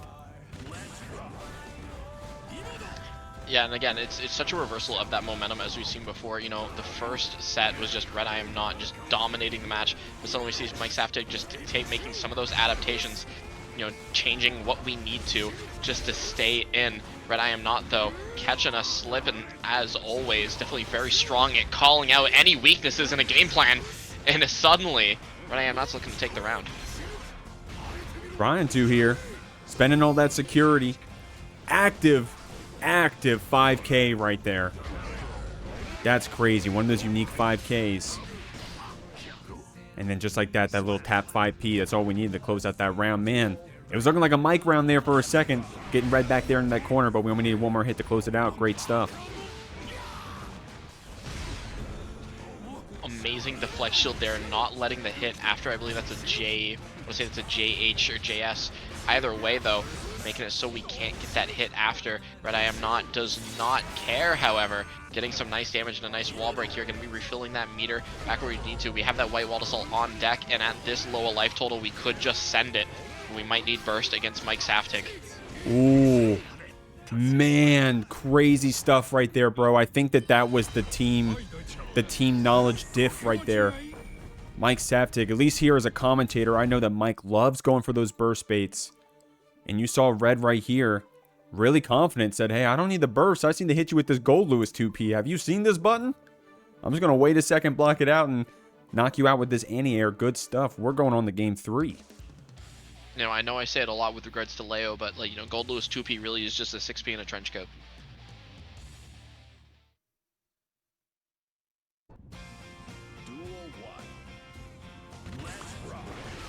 Here we go. Active on that round start. Might calling you out in those last 2 rounds. Doesn't get too much of a punish after, though. Gonna push you back with that Fafnir or Red. Gonna hit you down with these behemoths, man. PRC the drift forward to keep that pressure going. Mike, unfortunately, doesn't have that burst. We spent it earlier in the round. Gonna use this tension to FD it out. And that's that danger of Goldlewis, man. We run you down the screen. We are blocking technically. We're FDing it out. But if Red is wise at using that PRC to drift forward, they're gonna make you hurt for it. And now look at this. We're on game 3. And yeah, 100%. Very quickly on game 3 here. RedIAmNot on the verge of a 3-0. However, still needs to get past Mikesaftig. We see Mikesaftig cook up, just needs to make that adaptation. We still have some time. We're going to see that level 3 security come out from Goldlewis, so we might have that drone up if we need to play for space. We have burst available, might need to be aggressive with it, or we just get that nice little 2K 2D. Nice counter hit here. We have a chance. I like this. Red was trying to see if Mike was going to check with that burst. But man, that 2P, bro, that was the God button that set. Alrighty. We got cloned on that Slayer. This is a top 8 qualifiers match. And we also got Kreeg on that Happy Chaos. Kreeg won, just a few Jeeklys ago. Definitely a very consistent high placement player here at the Jeekly, but cloned an insanely strong Slayer. If you looked at the Icarus Invitational, you would have seen that they got 2nd place. Insanely strong placement, and we're seeing some insanely strong gameplay. We're just sending it with the pile bunker. She's kind of cracked on this Slayer, man. I always give her flack because she used to be that Bridget player, and I'm like, yo, clone, please bring out that Bridget for the one time. But at this point, it's in the past. We're one of the best Slayers out there, playing out of our minds. But right now, Kreeg gonna clap you back, sending you through, getting this hard knockdown, full resources, full focus, not looking good, but we do got that tension built up. We are about to get that burst, but Kreeg with this positive bonus gonna make you hurt unless we mash out. Great stuff, clone. I like that YRC there, just not wanting clone to get too set up as we get our nice stagger pressure going here, getting a nice wall break, refilling some of that ammo. Not enough meter for that Deus Ex Machina for the kill, but we have enough ammo. We just need one clean hit, but we might not be able to get it with a counter hit pile bunker. Ooh, you got 100 tension to play with, so Kreeg gonna start it off with that BRC, able to see that Master's Hammer coming, getting that throw. Once you got that 100 tension, man, especially in a game like Strive with RC, the world's your oyster, clone. Mixing up the distances on those map of hunches, I like that. Not just full sending, not just running it down, holding W. But Kreeg wise to it. Going to get you in the counter hit, going to send you through cashing out. And we're about to have that burst back also, so clone has a mountain to climb through this Happy Chaos resource game. And that's something that's insanely rough to play around, is just Happy Chaos with ammo. Because as we see, the second you're low in concentration, you can use that super concentration and also just kind of use it like an RC. But you can also just, refill your ammo extremely quickly. You just need to be able to play around it. And unfortunately for cloned, Kreeg is gonna take it, get up the first game. Great stuff right there, man. Now we're talking about Slayer here, so cloned, you get one good counter hit to a pile bunker loop. That was going to be your game. But Kreeg, wise to that, said, hey, I play against enough Slayer at this point. I know what that's going to look like. Shoutouts to Master Shake in the chat saying, grab those hammers, homie. Yo, Master Shake, kind of the king out here of grabbing those Master Hammers. I see you, Master Shake. How you living?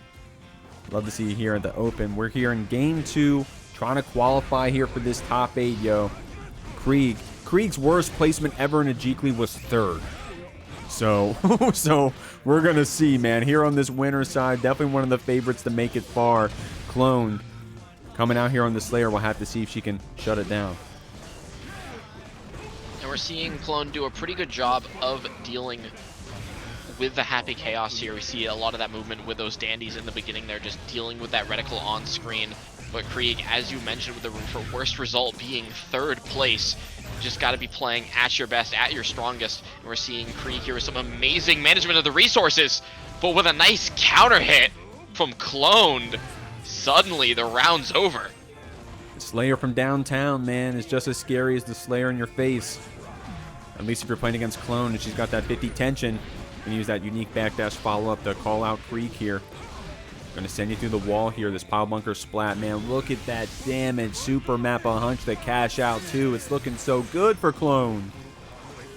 It's looking insanely powerful. We have burst online. Might need to play a bit aggressively. It goes for a burst bait there. Doesn't end up finding it. We have burst of our own. That 2P is not gonna be enough to kill. We just need one more clean hit.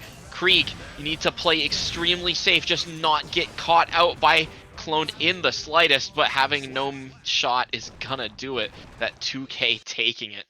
With no shot, you had no shot, man. Clone only needed one more hit to take it out. Now, Kreeg was really wise doing that burst on that 2P mash that Clone tried to catch you with originally. But left too much of a gap, man. Shoutouts to Clone for some good FD blocks right there. Had some heads-up defense. Pays off for getting one game on the board. And we'll see how Kreeg adapts here, just trying to deal with that Slayer movement, that cloned management of a, Happy Chaos's own ammo, because you have to play around that no matter what. We'll also see how Kreeg just kind of handles a lot of that movement, because we've seen insanely good movement from Clone this set.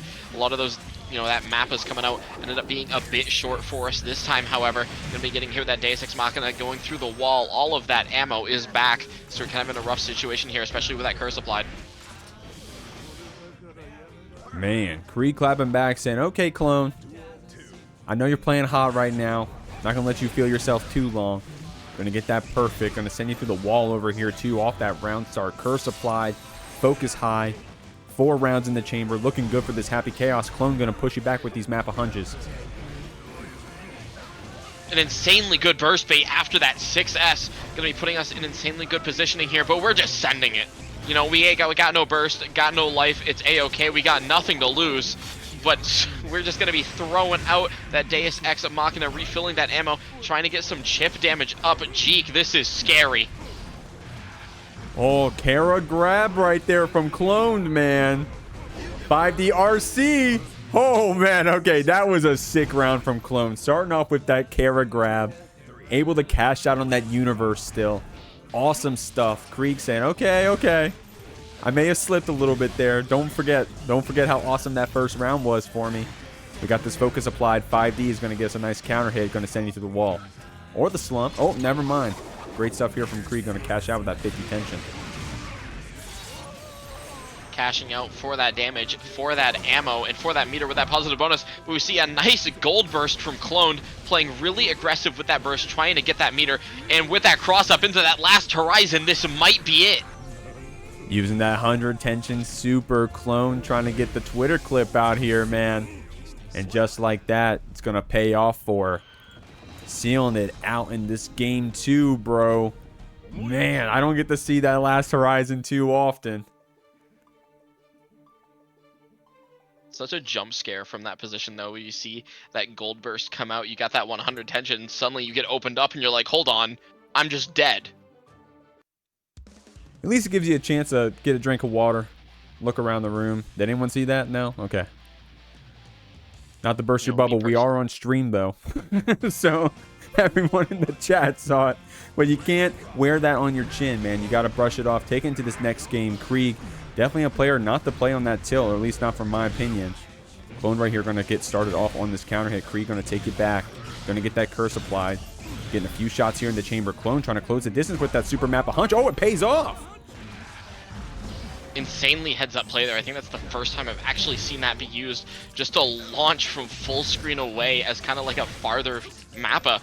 Insanely heads-up play from a Clone. That might be what allows us, that kind of play might be what allows us to take the set here. But not if Kreeg has anything to say about it. Going to be breaking the wall here. And due to how Deus Ex Machina works with so many hits, I think this is going to kill. Man, great stuff right there for Kreeg. Saying, hey, Kreeg been trying to slow down this Clone, man. It's not even that Kreeg, you know, it's just we're playing against Slayer, bro. Clone gets one good hit like that, has a little bit of tension built up, has that burst for that second chance when we need it. And it's gonna hurt, man. Clone saying nobody's immune to this Slayer. I don't care how good a player you are. If I get that hit, I get that 50 tension, I'm gonna cash out. And we're seeing that nice, amazing YRC on that cross-up. Unfortunately, not going to be enough for Kreeg. As you see that Hand of Doom, putting the Doom into Kreeg as we're on potentially last round situation cloned on that set point.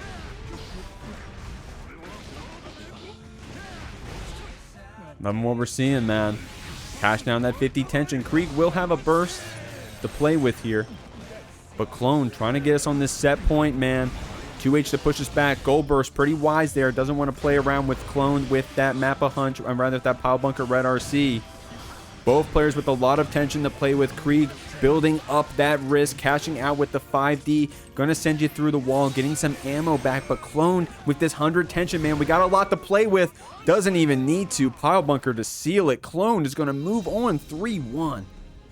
Welcome everybody to the Jeekly 50 top 8 winner side first match here. We got RedIAmNot on that Goldlewis, and we got SQ on that Ramlethal. You know, definitely feeling like kind of a, you know, deja vu situation for SQ. Had to get past Cheryo to get to this point. Another insanely strong Goldlewis. Just gonna see if SQ is able to lock in yet again and take down another insane Goldlewis with a routing like this. You know, anything is possible. Yeah, I mean, this has been a grand finals match before. I feel like every Jeekly that we see a match that's very early on in the top 8, or sometimes even pools, and we make that comment, you know, hey, this was a top 8 any other night. But man, I swear to God, that's the truth, bro. You gotta go back and check out the Hall of Fame and look at those times where SQ and RedIAmNot were battling it out. Good, perfect right there for SQ starting off this round of top 8. As you said, with the amount of times SQ and RedIAmNot have fought, you know, there's definitely some knowledge on how each other plays that we're maybe going to see it be a factor in who plays. You know, you mentioned it with in the Mikesaftig and the RedIAmNot match with the team knowledge. It might be kind of a similar situation here just due to how many times they played each other in bracket. We'll have to see. I mean, not even just this bracket, right? I mean, there's a lot of stacked brackets out there, man. You got those monthly. Shout out to Newhead running that Gorilla Gambit. Shout out to that. Of course, you guys all know TNS Monday. Paragon having that hot Tuesday ladder bracket, man. Dude, and you know what's cool about that Paragon ladder bracket? I know I'm the Jeekly. I'm talking about other tournaments out here. But I love being able to play as many games back-to-back that you're willing to play, you know? Able to get, like, maybe you go 0-11, but at least you got a lot of practice. So shout out to Paragon running that ladder bracket. Definitely a unique format as well to be running. It's insanely fun to see. More formats as we're getting sent through the wall. Last interaction scenario here. Red needs to find a way in, but can't. That's SQ taking game 1 over RedIAmNot in top 8 winner side here tonight at the Jeekly number 50. That big 5-0, y'all. Glad to have you all here with me. Glad to have Medica here on the mic and everybody in the chat. Man, the chat's been popping off tonight. Shouts to everybody in the chat. I saw Death Heaven earlier. What's going on, Death? We got Ukio in here. We still got Medica's a wild ride mention. Let's go, let's go. Yeah, we love that wild ride, man. Medica, go ahead and talk about the wild ride. Just go. What can people expect? When can they sign up? Hit me with that. Alrighty, everybody. It's been mentioned a fair amount here if you've been looking at the Jeekly, but I run a tournament on Sunday called Mr. Bad Guy's Wild Ride. Registration ends every Sunday at 4:30 p.m. EST, and the event takes place at 5 p.m. So hop in, have a great time with a smaller minimum prize pool, but a prize pool nonetheless. See some insane gear action. Yeah, you gotta show some love to those net plays, yo. And I mean, Red and SQ, definitely two players to do it, man. They've been playing in a lot of them, especially showing up at this Jeekly. SQ's got this game lead so far with that jump cancel. JH, man, she loves that button. RedIAmNot going to catch you with that rising JK, though. Going to bring you back here to this corner. SQ FDing it out and can afford to do so. Had a lot of tension, but just like that, was already depleted. Used that gold burst to try to get some of it back with this positive bonus, but Red walking you down with his drone. Great clash right there. White Wild Assault to close the distance. That's something we've seen clashes here tonight just have such an impact on the player's ability to get in. We saw it with Kreator versus Heho, and now we're seeing it with RedIAmNot and SQ with that 6P doing a nice little clash here, allowing that White Wild Assault just to have kind of free reign to force our way in. SQ putting us in that corner, however, going to be seeing that Mortabato. It's putting us down on that hard knockdown. Swords coming back, playing a bit of that range, bit of that distance, not wanting to let that reversal super find us. But there's that minigun burning us out of all of our meter. S-Sword to get some distance too. SQ really active with that 5H, trying to get Red pressing, but we're going to close it out with the 5D. Good stuff right here from Red. Going into this round 2 with a lot of bursts for both of our players, but the JD is going to start us off. Red really active with those air behemoths canceling off of JD, trying to cash out with any hit we can. We're seeing SQ there just using that sword just to cancel out that drone. Insanely strong play there, not letting that Goldlewis security spend get any reward, but it's a-okay. We're spending it regardless. Maybe a bit of a route drop there. Tragic. SQ has a chance. What a mash out. Oh, what? Dog, I need to watch that one back on the replay. What happened? I don't know how that behemoth even missed, but SQ saying, I don't care. I got this JHJ on your back. Counter hit on that far slash. SQ cashing out with that Mortabato. Not enough to kill, though. There's that PRC on that sword. And there's that air backdash JK, an SQ staple. It feels like we see it come out in pivotal moments here tonight. We're seeing some... I don't know why the air dash behemoth. No, the air dash behemoth's a hell of a button. Real quick, I got to show some love to my friend Backpack out here. One of the TO goats running that Backpack brawl, yo. Please go ahead and shout out. We already got the shout out to Backpack Goats. Guys, please go ahead and give my man a follow. Killing it over there on the YouTube. Killing it. Running these weeklies for Guilty Gear Strive. You got to go ahead and sign up for that Backpack brawl. We love if you did. Right here. SQ. Showing off for that fat raid. Trying to get a kill here against RedIAmNot. Shouts to all the raiders. Red saying, hey, I can't have all those viewers come in and then get clapped back by this Ramlethal. I'm going to run you down with this drone. SQ gold bursting, windshield wipering to stay on top of you. Caught you with the stagger. Red stopped blocking, and SQ going to make you hurt for it. We're up 2-0. SQ trying to speed run to winners finals. Looked at the prize pool, which remember, chat, you can contribute by subscribing to the Jeekly YouTube channel. There is a cutoff at the higher end there of about 400.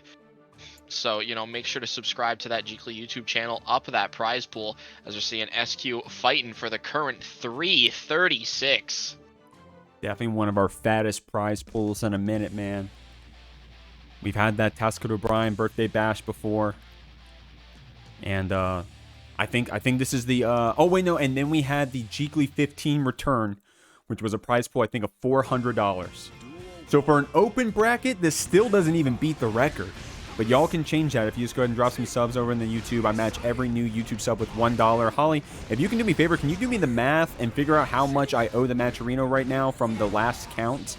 That'd be interesting to know, because it's not really 336. It's actually a little bit bigger than that. So, Holly, if you can help me figure out how much that's supposed to be right now. SQ saying no matter what it is, I'm going to send this Goldlewis through the wall, get that positive bonus rolling. Red does have some tension to play with, spends it on the YRC, stays on top of you. Good just block with that Behemoth. SQ trying to burst to get some distance back. Jails you with that 8-sword pickup also. It was for the rock for the reset. I love this from SQ, keeping it simple. 2K picks up. Man, I love this Ramlethal.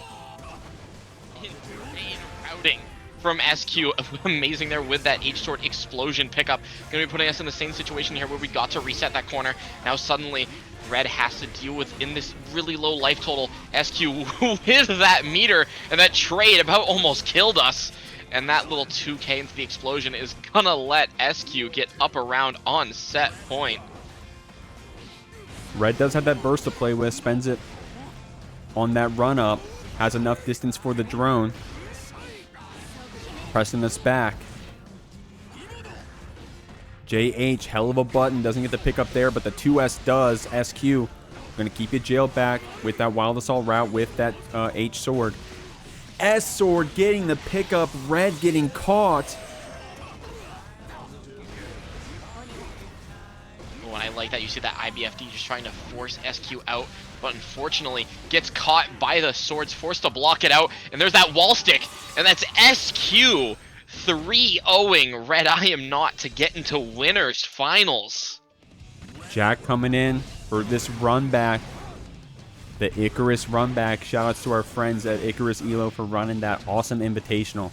Clone, of course, getting second place. Getting a little bit of an upset against Jack. I'm going to keep it a buck. One of the best players out there, if not just one of the best Happy Chaoses. Definitely love seeing this Jack getting recently picked up by Paragon. It's old news now at this point, but definitely still want to call some attention to it. Cloned right here. Trying to run you down on the Slayer PRC to keep yourself safe.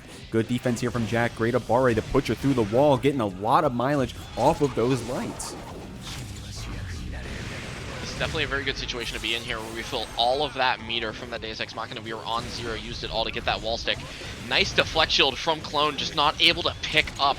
No Mappa coming out, went for a bit of that it's late. It's going to let Jack take the round. Good stuff. Jack took the round right there. I did just update the prize pool, yo. I wasn't lying about this sub per dollar. We're up to how many subs? I just did it. I already forgot. 653 subs.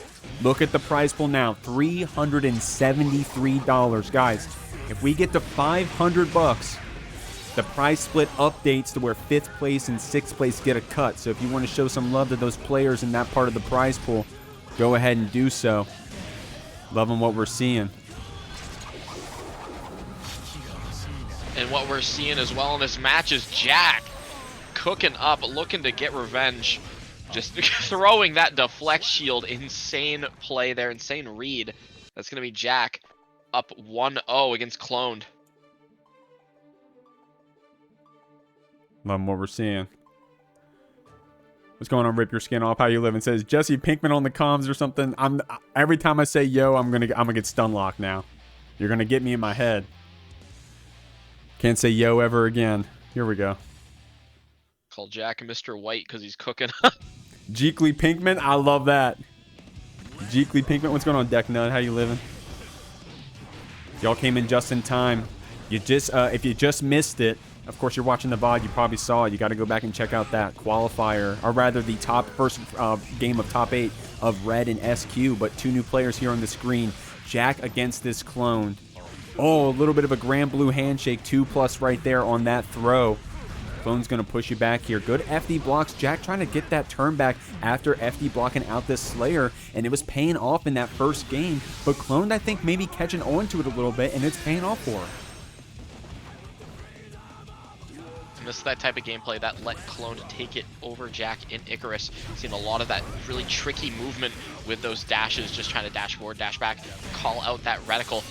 Seen a lot of those K-Mappas coming out as well, but that curse is going to be kind of rough to deal with. Even though we don't have ammo, we don't have that much focus, we're going to be refilling with that Deus Ex Machina that doesn't deal with the concentration. Cloned has a chance.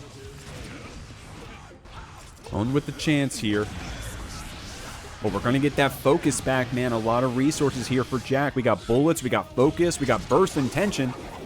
We got everything. We got, you know, our pockets are full with resources. Clone got a little bit of HP on her side, some resources of her own. Going to see if we get a chance to spend them. FD blocking out this HC, but that tap dust is going to take it. Jack getting a perfect here in that round 2. Ooh, nice backdash on that Master's Hammer, letting us get a bit of our own game plan set up here. Nice burst out from Cloned. There's that cloned change, Happy Chaos clone change, not the Slayer cloned, letting us just punch through it. However, Jack still running our own game plan here. Insane stabilization. Jack so consistent, man. Jack plays so well and so consistently. I'm going to keep it real. The community takes it for granted. But you got to acknowledge the fact that this person's the GOAT on this HC and gear in general. Definitely going to be scary at this Arc World Tour next weekend. And just like that, Jack getting another game here on the board. But Cloned, playing strong on this Slayer, man. I'm loving what I'm seeing. Jack, as you mentioned, just one of the best, on that, playing really consistent, one of the best on that Happy Chaos, but honestly, just one of the best in general. Currently, top first offline, got top 6 at Evo, and I'm not sure about if they went to any others, but I know their second notable offline, got second at Frosties. Insane consistency, insane performance, and really we're seeing it kind of show out here in, all its colors here tonight against Cloned.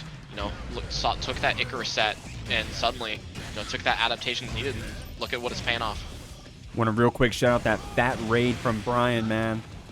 Appreciate you, Brian. Hope you had a good stream, homie. That's a fat raid. You had a good audience with you, man. Hopefully all y'all Brian watchers, enjoyers had a good time watching Brian's run here. Definitely love seeing Brian here at the Jeekly. Love watching that stream, man. Definitely, if you guys haven't already followed our homie, you got to go ahead and shoot them some love. Clone right here going to send Jack through the wall. Got that tension built up. Hard knockdown. What's the mix? It's going to be the low off that dandy step. Paying off for Clone. Clapping back with this first round, but Jack's still up games. Clone just trying to make Jack slip. Jack, however, just playing, as we mentioned before, just insanely consistent, kind of insanely patient here, pressing when needed, keeping that throw safe with that PRC, but we're out of focus. Gets a little bit of it back with that concentration there. Just need it to stay alive until we can get it back, but that 6P is not doing us any favors. Dude, I like that PRC to keep that Master's Hammer safe from Clone right there. The low catching again. I mean, yeah, dude, great stuff here from Clone saying, hey, look, that low on the first dandy step caught. I don't need to do anything too flashy. I'm just going to do the no mix. It's paying off here against Jack. Closing it out, Clone with the 2 quick rounds gets her first game on the board. Clone still alive, showing out why they were able to get second at Icarus, taking it over Jack.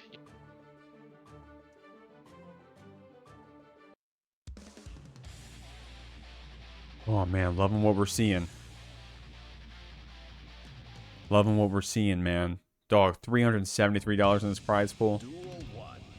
That is nuts. Yo, the Jeekly is crazy, dude. Sometimes I wake up and I'm like, man, maybe this isn't a good idea. In 10 years from now, I'm like, damn, maybe that money would have been nice in my 401k. I don't know. But tonight it's going to be going in one of these players' pockets, man. Clone saying, hey, give it to me, homie. I'm going to send Jack here through the wall. 50 tension built up for this Happy Chaos. How are we going to spend it? Gonna spend it on that bump ahead low. Cloned, trying to take a look at that $373 prize pool, and instead of putting it in Jeek's 401k, going, hey, I got a 401k of my own. I got a retirement plan. But yeah, definitely don't want to. I definitely don't want to take away any credit from Ganeon and Nightshade with some fat contributions for this prize pool, and of course we have Marky. Marky straight up bankrolling the prize pool for a few weeks in a row. So appreciate all of y'all. And everybody claiming the codes, everybody subbing to the YouTube to add in $1. We definitely appreciate your. Clone does with that counter hit. Taking Jack here to this corner. The positive bonus is built up. The low and the cross up, man. Clone catching on to this low after the dandy step. Ooh, nice Master's Hammer there, calling out that run up 6P from Jack. Jack forced to spend burst just so we can run our own game plan and to not die. We're getting caught by these reticles here. We have a couple pieces of ammo to play with. Clone just needs to play that kind of tricky movement, but we have Curse, so we can't be caught slipping. And there's that Deus Ex Machina to call it out before the burst, not letting it come out at all. And suddenly, that is Jack on set point. Definitely, you wouldn't have been too far off in the odds if you said that Jack was going to win this one. At least when you go and look back at Jack's previous records. But we got to keep calling back the fact that Clone had that nasty upset at Icarus here against Jack. So definitely either player's game. And it's paying off right here for Clone. Getting this fast RC pile bunker loop. Look at the damage. Dog, that was nearly a TOD. And with the throw, we seal it out. We're going to game 5. That was a Slayer moment. MP4. Insane starter, insane routing from Clone, just instantly evaporating that life bar. Oh my lord. I'm sitting here giving Jack a compliment like the set was over, and Clone with that $1.50 hot dog said, hold on, homie. We're going to game 5. Costco hot dogs are really like, it's like Popeye spinach for Clone. Giving that power up. giving that boost we need. Jack saying, I don't care what upgrade you got, what kind of power up you got. I'm gonna try to shoot you back, but great dashes there from Clone. I think we dodged a bullet there, literally. YRC gonna get Jack here out of the corner. Jack had enough time to build that one bullet back. Got a couple more reloads in here. Nice backdash on that tap dust. Cross up Master's Hammer, gonna put us in that side swap scenario. We've seen what kind of suffocating pressure Cloned can run. Just seeing that far slash stagger. Fortunately, Blue Wild Assault did not find its mark, so Jack has a chance to escape. That J2K is just what we're looking for. Ooh, loving that. Jack putting us here on set point in a heater game 5. This is the kind of winner semis we love to see, man. These game 5 close sets. And Jack really going to have to work for this one. Clone, making them hurt. Going to go ahead and catch you with that overhead. Master Hammer too. We got so many lows off that Dandy step that now these other follow-ups are really paying off here for Clone. Jack building up that tension on the defense with the whiff 2S, still able to shoot you back, but only one shot in the chamber. How are we going to be able to use it?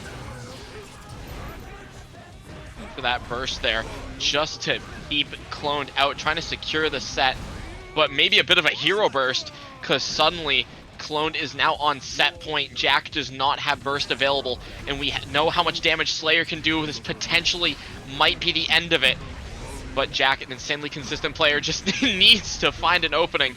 Nice little double fake out by Cloned. Yeah, Clone loves using that double 6K. Blocking the roll, by the way. FDing all that out, but you can't block forever. It's Guilty Gear. Going to be able to get all that ammo back. Also that curse supply. A little low in the focus, but it'll probably be okay, at least for the likes of Jack, knowing how to navigate around those resources on Happy Chaos. Try to go for a shimmy here against Clone. Didn't do anything too crazy. Has just enough tension to not be able to spend it on a YRC. Finally building it up after this hit, after spending that deflect shield. But Jack is going to send you through the wall after getting that curse applied again. And I like that awareness, knowing that Jack had enough time just to set up that curse beforehand. And that shot, J2K, Jack getting the revenge for the Icarus set. Alrighty, everybody, we got Kreeg on that Happy Chaos fighting Poncho on that Zato. Two incredibly strong players. We had mentioned it before in the VOD. But, you know, Kreeg's worst placement at the Jeekly was like 3rd, but Poncho, having one Icarus, has definitely the skills to back it up. We're going to see who takes it out, playing for 7th place here tonight in our first loser side top 8 match. Definitely love watching this Zato play, man. We don't get to see a lot of high-level Zato around here in these top 8s, man. Outside of Poncho, really, man. I mean, you know, of course you got some old heads on that Zato. I really hope that we see some more love with this Venom patch. They didn't say anything about balance, so I wouldn't hold your breath, man. I wouldn't hold your breath, but hopefully Zato sees some love soon. Right now, Poncho says, I don't need any love. I need y'all to watch me cook. I'm going to send Kreeg through the wall, trying to build up this tension here. Got the full Eddie gauge, the boot. Kreeg getting anti-air red RC. Look at this route. Poncho ready to try to get a reset here. The burst built back up for Kreeg, but wisely holding on to it. Poncho going to catch you with that close slash, getting a perfect here in this round 2. And that's something to be said of, you know, even if the balance comes out and it doesn't make, you know, doesn't buff Zato in a meaningful way, Poncho's performance just kind of goes to show that, you know, if you're just that good, you know, you can really do it on any character.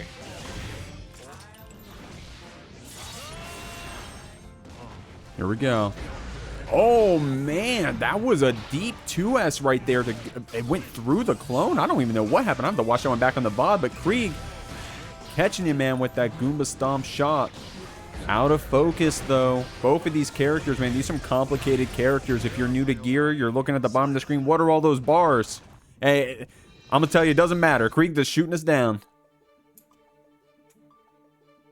And, you know, you don't need to look at the Happy Chaos meter. All you need to know is that Kreeg's out here playing Call of Duty.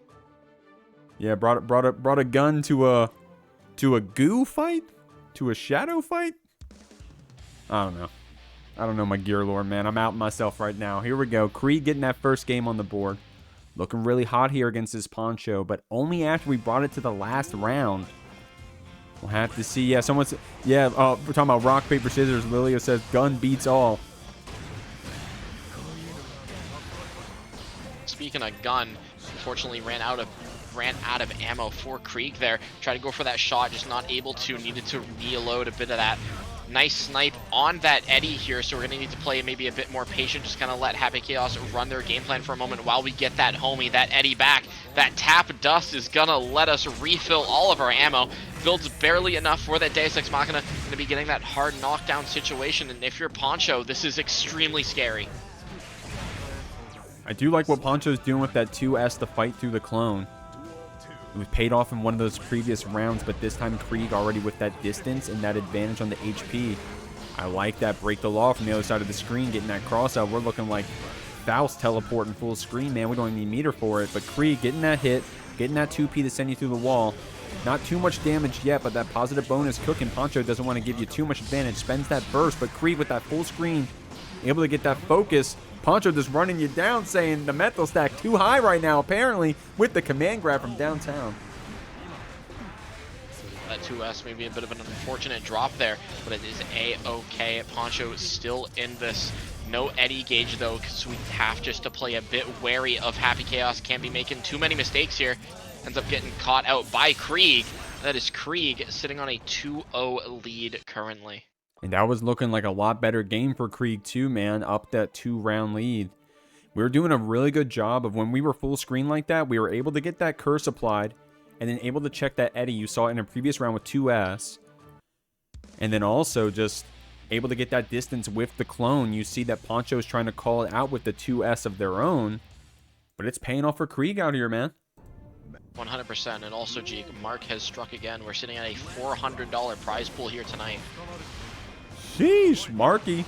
What's going on, Marky? Thank you so much, homie. Making that, Marky, I don't know if you realize, but with that, this is the highest prize pool for a Jeekly Open ever.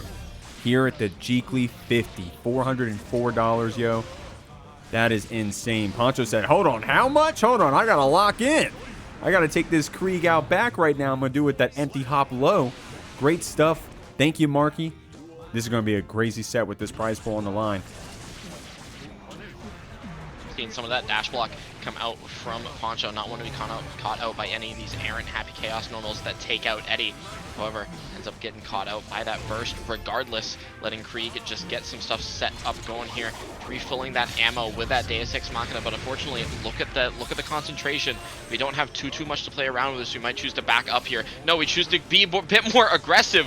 What a 5P. Cool air throw there from Kreeg. I think that's one of our first air throws of the night. Of course, I think it was Kreeg who had that BRC air throw against cloned on Slayer earlier. So only air throw around here is going to be Kreeg. Poncho said, what are you saying, man? I'm going to send this Kreeg through the wall. Getting the game here on the board here on this Zato. Showing what we're made of, man.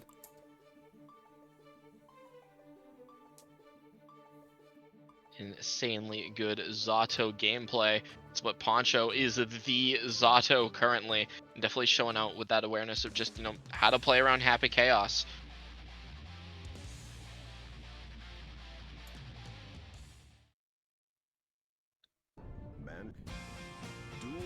Getting that momentum back here. Man, this is a Season 2 matchup if I've ever seen one, man.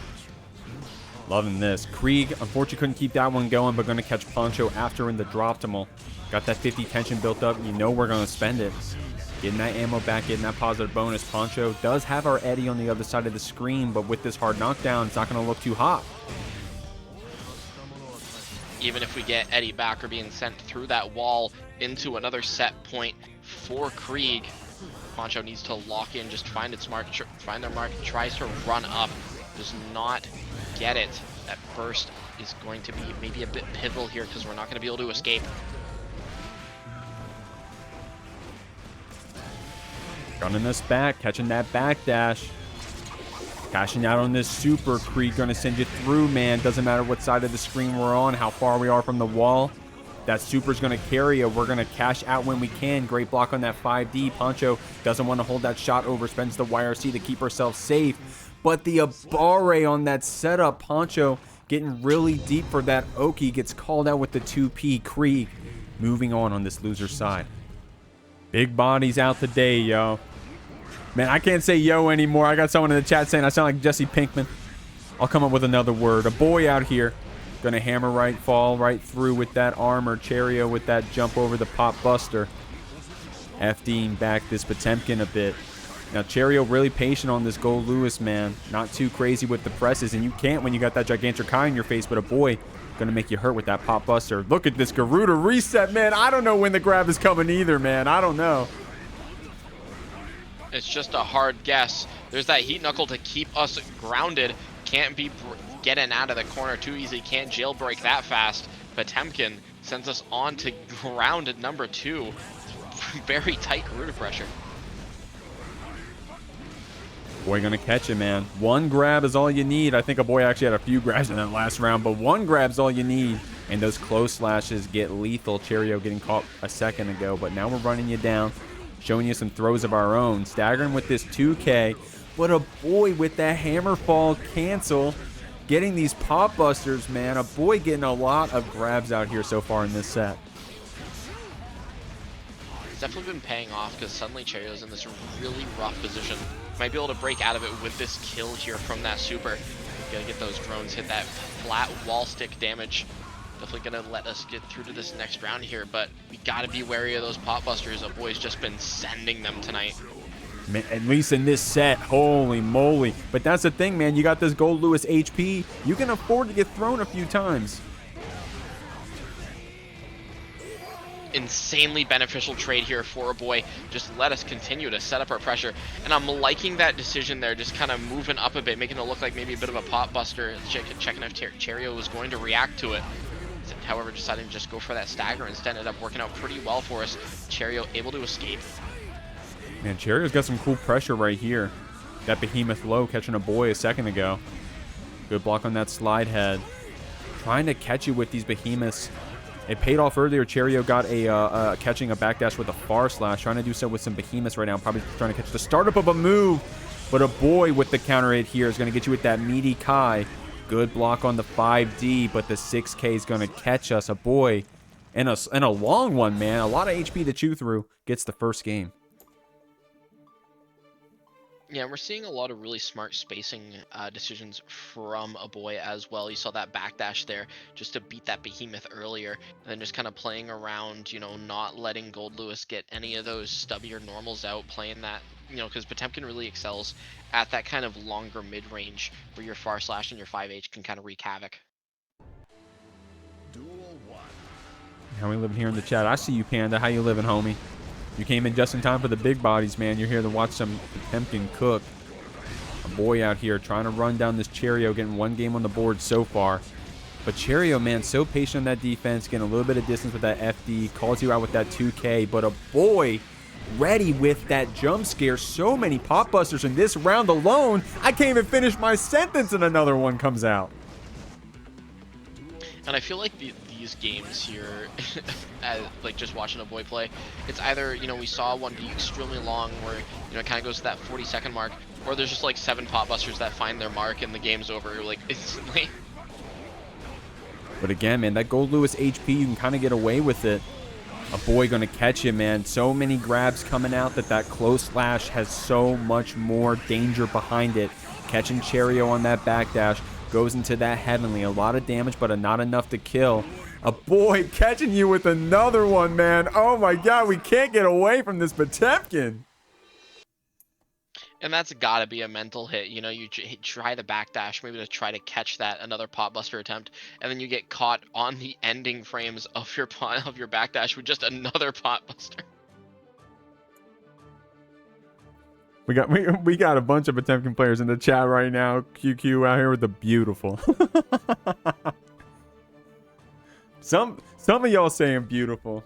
I don't know what Cheryo's saying right now. Cheryo probably like, man, what the fuck is this? Loving what we're seeing, man. Aboii out here saying fly eagles fly. I'm trying to move on through this loser side as fast as I can. So we'll see if Aboii is able to do it, or if Cheryo is able just to kind of claw it back and get that reverse sweep. And there's that nice counter hit. I want to say 5H there. Nice. Aboii with a confident burst right there. A little 2+ on that pop buster right there. The Kai jailing us back, but not letting us get that grab. Behemoth's coming out. Good FD blocks here from Aboii. Doesn't have that tension to play back with now, though. And we're getting chipped out a bit, man. This is where Goldlewis wants you. You don't have that tension to get out of the corner. You're going to have to spend it on the BTs. But getting caught with one slide head, Cheryo answers back with that wake-up super. Not enough to get the round yet. But that 2P takes it, man. Good stuff here for this Goldlewis. Yeah, and we're seeing Cheryo play like really patient just outside of, you know, trying to play outside of where Potemkin's slower normals are going to really be a threat, which is kind of in that kind of same mid-range where maybe Potemkin wants to play as well, but just those behemoths end up being a bit faster.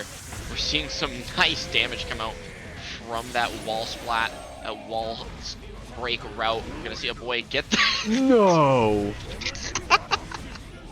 Okay. Oh, yeah. You know what? That was optimal. Aboii going for the second pop buster there. That was actually optimal, dog. If that hit, you won the set. Try to go for another. Aboii knows. Aboii knows, bro. If I get one more pop buster, I win the set. Like, the mental damage would be way too much at that point.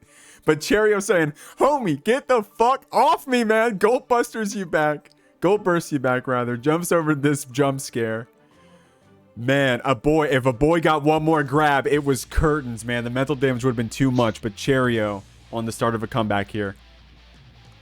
I couldn't even finish my sentence. That was... Aboii out here trolling, man. Aboii, I'm going to keep it Aboii feeling kind of confident right now. You can't do that against a player like Cheryo, though. Definitely a very calm player, at least in my opinion. Going to cook back on this Goldlewis. We'll have to see what Aboii does. We're seeing Aboii maybe try to go for a bit, some more of those grabs though, but we're seeing Cheryo just adapt pretty well.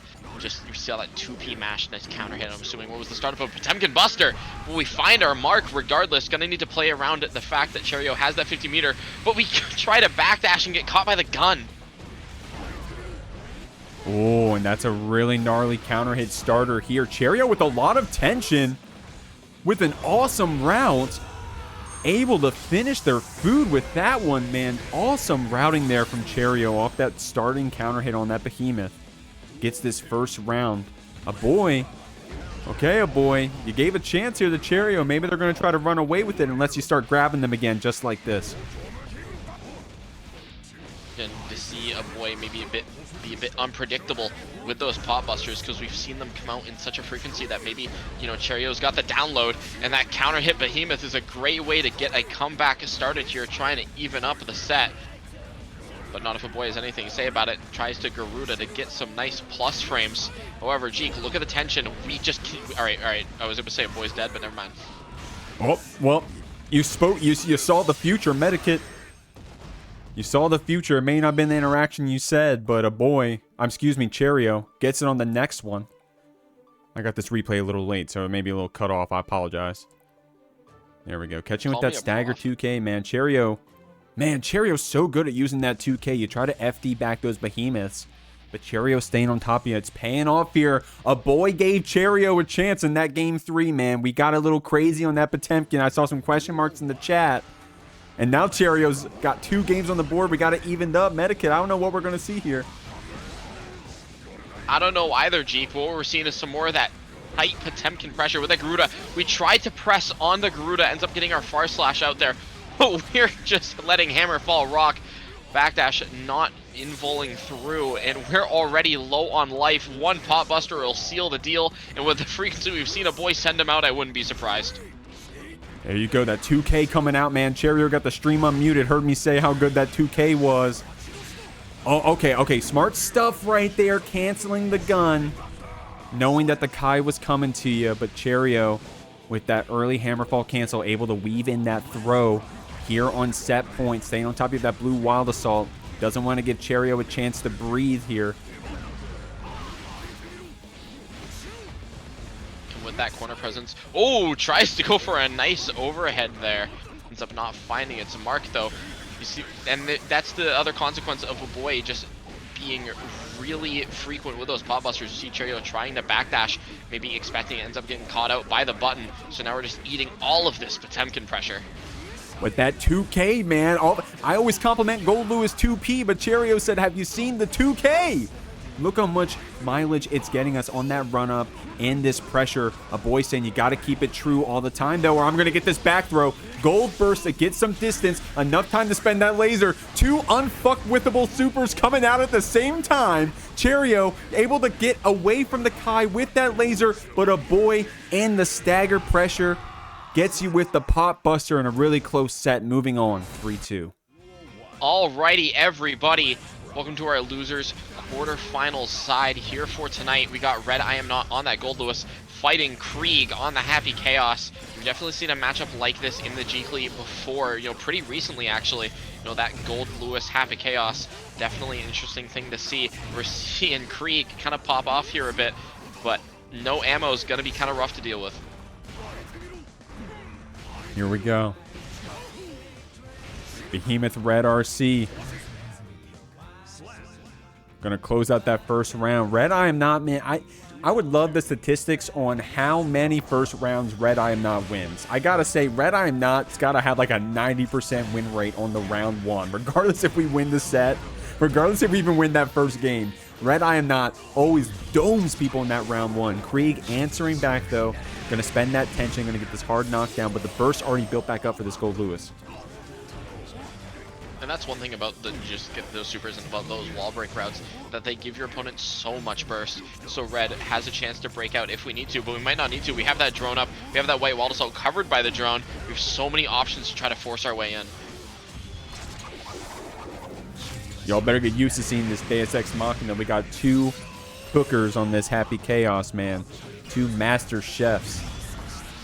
Right now, we got Kreeg gunning you down full screen, man. Not letting this Goldlewis breathe. You know, quite literally in terms of, you know, locking Goldlewis down and also just continuously shooting him with bullets.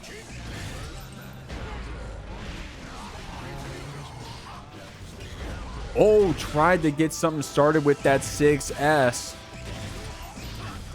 RedIAmNot. Getting gunned back, saying, hey, I got a gun of my own, homie. It didn't also, I like that. We didn't spend all of our attention, all of our security, just enough to get Kreeg antsy. And just like that, we're able to bait out a YRC. And we used that security that we saved to try to seal the deal there. Of course, it wasn't enough to kill. We had to get the cross up after. But that's some heads up play, man.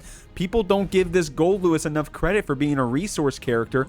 But the way that Red plays it, with that security cancels, it kind of is a resource character, man. Yeah, especially when you're in that low health scenario where you just kind of need that, eke out that bit of extra damage to get that kill there. And especially just in scenarios where, you know, you might not need the security anymore. Just spend it, get some damage, try to secure that kill. Loving this, man. Now, of course, I got to give Kreeg some credit. We did go to that last round. We saw that Deus Ex Machina 4 times, man. We got to give Kreeg some credit. Gonna gun you down, get this throw started. Trying to roll, but able to backdash that roll attempt. That active 5K gonna press you back. Great shot there from Kreeg, getting rid of the drone. And I like that decision making there, just playing a bit more passive, trying to force our way in under that bullets, you know, under the threat of that shot coming out. In which that's a Red certified classic as well. We were talking about, you know, Goldlewis saying, hey, I got my own gun. Ends up working out masterfully here as we end up calling out Kreeg for maybe playing a bit more patient, a bit more passive. But hey, nice bait. Yeah, that was sick right there. Able to dodge that YRC and then dash in to get that punish. The flip gun's going to counter hit you. Red does have that Goldlewis HP to back us up a bit, but Kreeg's still going to get this hard knockdown. It's going to be a scary situation for RedIAmNot just due to the amount of bullets on deck. And it can't block forever. Gets hit by the double overhead. The tap dust. It is real. It's a Happy Chaos true combo, man. At least here on that side of Kreeg, getting that mental stack applied. Low Behemoth trying to cancel to get the mix here. But now we don't have security to follow this up. But hey, now we got the tension. That's the cool thing about these resource characters, man. You can spend your resource for the mix, or you can spend it for the damage, and then you got the tension to back you up. And of course, depending on what character you're playing, you also got that Wild Assault. Red trying to press you back with these behemoths. Kreeg blocking it out, but you can't block forever. Perfect here for the side of RedIAmNot. Definitely what Red's looking for, trying to quickly get up that 2-0. does not want to give Kreeg any chance to build any momentum here whatsoever. However, we still have to surmount and get past this happy chaos pressure. And we're seeing that Deus Ex Machina again, just refilling that ammo. But we've seen a situation before where it's a bit low in that concentration. While we do have all that ammo, we can still kind of run our game plan here. Nice counter hit. Trying to gun you down. 5D connects. 5D connects. Gonna use that K normal cha-cha slide. Kreeg's gonna send you to the wall. Got that tension built up, but no focus yet, Medikit. And you saw in Kreeg's play, saying, hey, I don't have it yet. I'm just gonna back up a bit. Using it on that focus super. Only needs one more hit to take it. And that 5D, man. Kreeg catching on to these 5Ds being lethal against RedIAmNot. Paying off, evening up the games. And I like what we saw from Red there. It kind of maybe a bit unintentional, but either way, got hit actually by that Wild Assault backdashing, so made that tap dust whiff. It's a classic hit for Mix.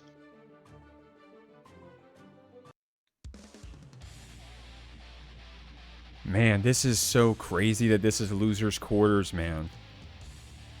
God, this is so crazy because Red always up there in that top 4 spot, but like I said earlier about Kreeg, has never placed lower than 3rd place in a Jeekly.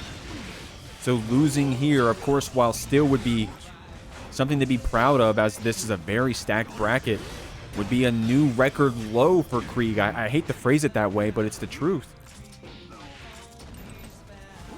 But, Kreeg fighting as hard as they can, trying to make that not the case. Seeing some amazing stagger pressure here from Happy Chaos, just covering it with those shots as well, trying to entice RedIAmNot to press. Looking at that health there, nice PRC there, keeping it safe. And one thing I'm really just liking here is just that resource management. You have to be good on the Happy Chaos just to stay alive.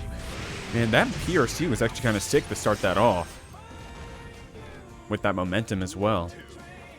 Kreeg looking good on that first round. RedIAmNot saying, okay, I'm going to slow you down. I got this white Wild Assault. You're getting too confident on those round starts. I'm going to show you what I got. But that back throw, Kreeg saying, I'm not going to hold these behemoths if I don't have to. I'm going to get you with a throw of my own. The cha-cha slide coming out. The 5D connecting again, man. Those 5Ds. It's like a 100% hit rate. It's the Happy Chaos certified classic. Tap dust and a tap dust. If it works, it works. Why fix what isn't broken? You were talking about that PRC earlier with a bit of that momentum, launching Kreeg straight into RedIAmNot's face, getting that pressure started. We're low in that concentration. Now we're just playing pure stagger, using that super focus. It's kind of like an RC Jeek. It's kind of rough out here in these streets. And you can't feel bad for this Goldlewis, man. Both these characters looping that guard crush. Going to get caught with that shot. Kreeg's going to cash out with that 50 tension. Oh my god! I was going to say not enough to kill, but good thing I didn't get to finish that sentence. I guess I outed myself anyways, but great stuff right there. Kreeg, man, we're moving on to game 4. I'm seeing Phil Swifty say in the chat, he's dead! What's going on, Phil? How you living, homie? Shout out to the homie cord. Shout out to the homie cord. Cloned in the chat as well. What's going on, Clone? We got Brian here. Gun violence is a serious issue. Both these characters got guns, and especially Red on that Goldlewis loves using that gun, man, to their advantage. We'll have to see if it comes out here in this game 4. Kreeg just saying, give me some distance, homie. But that clash cancel on that anti-air attempt. Red using that JD and that behemoth on the clash cancel, trying to fight back against this Kreeg, but that J2K trade pays off for this HC in terms of getting that gun back up. Red did have a chance with the drone, but the roll is going to catch us, getting that curse applied, getting the hard knockdown. Kreeg looking hot. Looking very hot, looking scorching here. As we get just more of that Happy Chaos pressure, uses all of our ammo, all of our concentration to make that tap dust hit, or just in general make something hit. Running that amazing pressure here. I'm loving the liberal use of that ammo. You gotta use it or lose it. Okay, Kreeg. Maybe thinking that Red was going to try to hero burst there. Almost dropped it. Still here on set point. Red's going to wisely hold on to that burst. Said, hey, I haven't got no reason to burst quite yet. Even if Kreeg is looking for it, we're going to be able to spend it right there. Trying to get some distance here against this HC, man. Kreeg with that 5D catching us again. It's looking grim. Going to spend that super for that Deus Ex Machina. And it's close enough to the wall. Kreeg looking so hot. Trying to move through this loser side of the bracket. Trying to speedrun it with a nice PRC on that tap dust. Gonna be getting that Deus Ex Machina. It's not gonna be enough to kill here, especially with some rough scaling. But it's one more hit to do it. We might see an offensive burst here from RedIAmNot. There's that gold burst coming out. It didn't find its mark. We need to wave dash. We need to play very safe as to not get caught out by a bullet. Kreeg knows this, and so he wild assault in with a nice tap dust. Kreeg taking it 3-1. Alrighty, everybody, we got more big body action here. We got Aboii back on that Potemkin, fighting Cloned on that Slayer. We've seen Cloned cook up earlier in the set against Jack. Just needs to win a few more matches to get that run back. Currently in our losers quarterfinals here. We've seen Aboii with some suffocating, Potemkin pressure here, especially against Cheryo. So we might see how well they're able to pull it off. And as I'm yapping, the round's already over. I don't mean to kick Cheryo while they're down, but I think that it was definitely a good player matchup in the sense that Aboii loves beating up defensive players. I think that Aboii's playstyle kind of leans on that, right? Doing that mental damage, getting those really nasty pop busters when you didn't see them coming, confirming off these lights all the time. Cloned a very aggressive Slayer. Now we're not going to be able to see it come out in this first round as Aboii, I'm gonna keep it real, dumpsters us. But we still got a few more games to play. And an aggressive Slayer like Clone, I think we're going to see some explosive games here. Very explosive indeed. I'm going to be completely honest with you, Jeek. I saw that 2K wall stick and I'm like, hold on, what is happening? Why did that wall stick? Clone. Definitely a player. I mean, there's a few players like that here at the Jeekly. We're really privileged that we got some players that they're able to win from any point. And I think Clone's one of them. Clone's someone who says, hey, I want to win. I'm going to start winning this game. Aboii with a good lead right here. Blocking you back out a bit, but that pile bunker with that instant wall splat property is going to pay off here for our Slayer. Good catch on that backdash with the slide head, though, Aboii. Clone having to use that deflect shield as Slayer has no real reversal. Just sending... Hold on, I'm getting mixed as I'm trying to speak here. Sending Aboii to the corner and to the next round here. Yo, we all got hit, man. Medic is saying I got mixed. Yo, I got mixed. Y'all got mixed. Jeekly Pinkman out here ain't blocking that one. Clone gonna send you through the wall again on that pile bunker wall stick. That's a lot of damage against Potemkin, bro.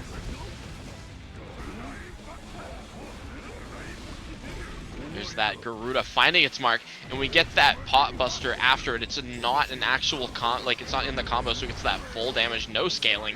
So suddenly the life total looks a lot more even, and what a 5K! Like what we're seeing here from Clone, dancing around you with that Master's Hammer. Gonna take you through the wall. Man, look at that, dude. Look at that. And that's what's going to happen, right? If you have two aggressive players on the screen, there are going to be some games where one player gets dumpstered and some games where the other player does. And this time it was Clone's turn to play, getting it evened up on the board here. Loving what we're seeing, man.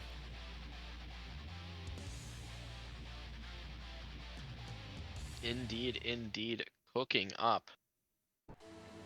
We're going to see if Aboii is able to just kind of adapt, because as you mentioned before, Aboii is really good at just fighting those defensive players. But as you've seen, Cloned is very willing and very able to just kind of press when they need to and go, what are you going to do, stop me?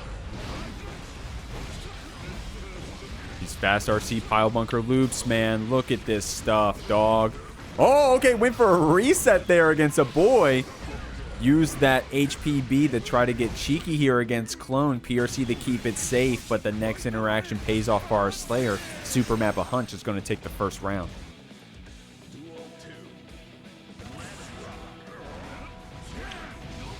Ooh, nice slide head armor here, catching out, letting Aboii get to their game plan, starting to just use that advantage generated by that hard knockdown. Where we're seeing Clone with some very liberal use of that backdash.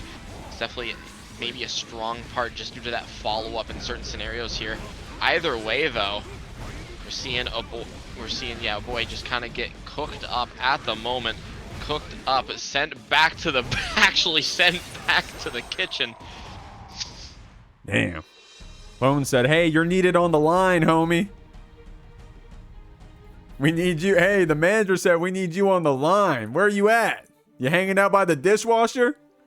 God damn. Clone cleaning you up right here. Got another game on the board. You know, you gotta get washed to get clean. There you go. A wise man once said. Shout out to SoPro in the chat. How you living, SoPro? Coming out rooting for your MASH players out here. Shout out to SoPro, one of our salutatorians over at the Jeekly Academy. You guys got to check out the Academy bracket, our beginner bracket, bi-weekly, every Saturday. But right now, this is the Open, guys. This is the 50th Jeekly Open.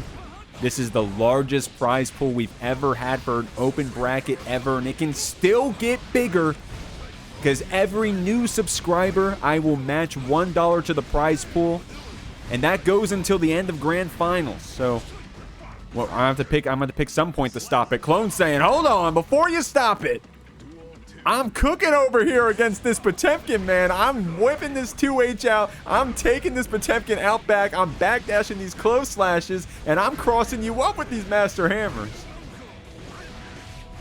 Yeah, we're just seeing a lot of those resets come through with a lot of those pop bunkers.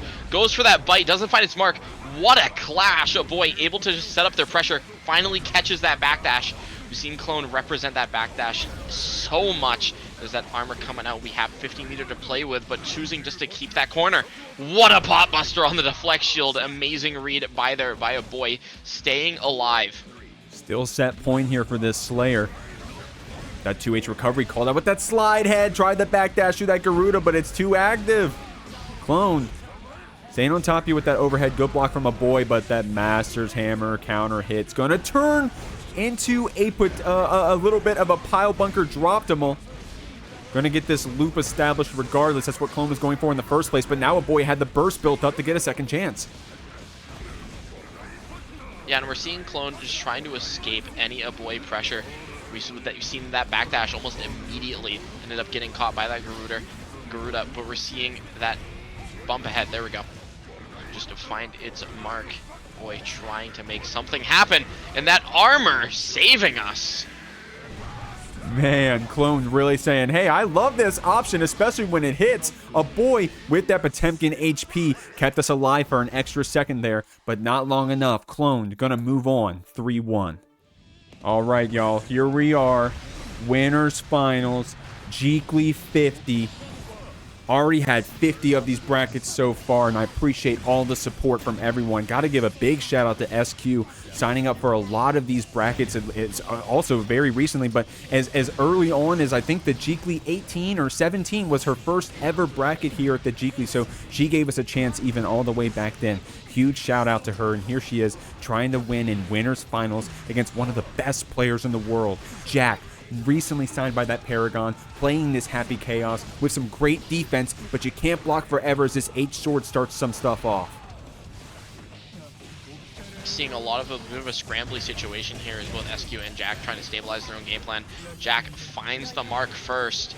That's a wire seed. Now we're back to that new kind of neutral game plan there. SQ finding the mark with that nice cross-up flip there. It's really hard to block that, I'm going to be honest with you, but it's A-okay because Jack's still alive. Catching you with that 2K, the H-Sword gets the pick up. SQ seals it out with that Rekka 3. Getting this first round. Great stuff. I like that safe round start from her, doing that 5K, just checking to see what Jack wanted to do, but a safe round start of their own with that curse. It's going to pay off, man. Look how much damage we've gotten down so far in just a couple interactions on this Happy Chaos. Jack always knows how to make those hits count.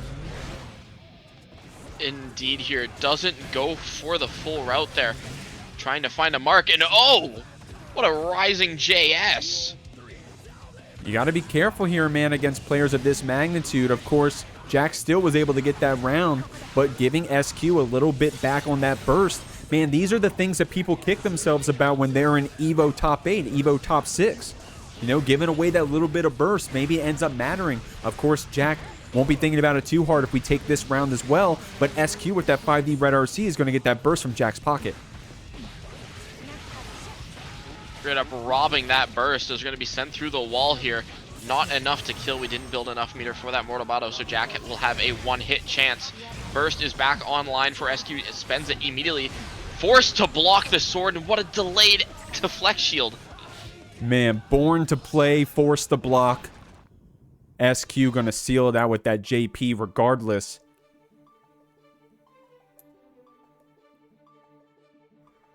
born to play HC. Forced to block. Of course, SQ was about to get you with that overhead. That backdash JP overhead, but able to get it with the JP to seal it out regardless. SQ, 1 game on the board.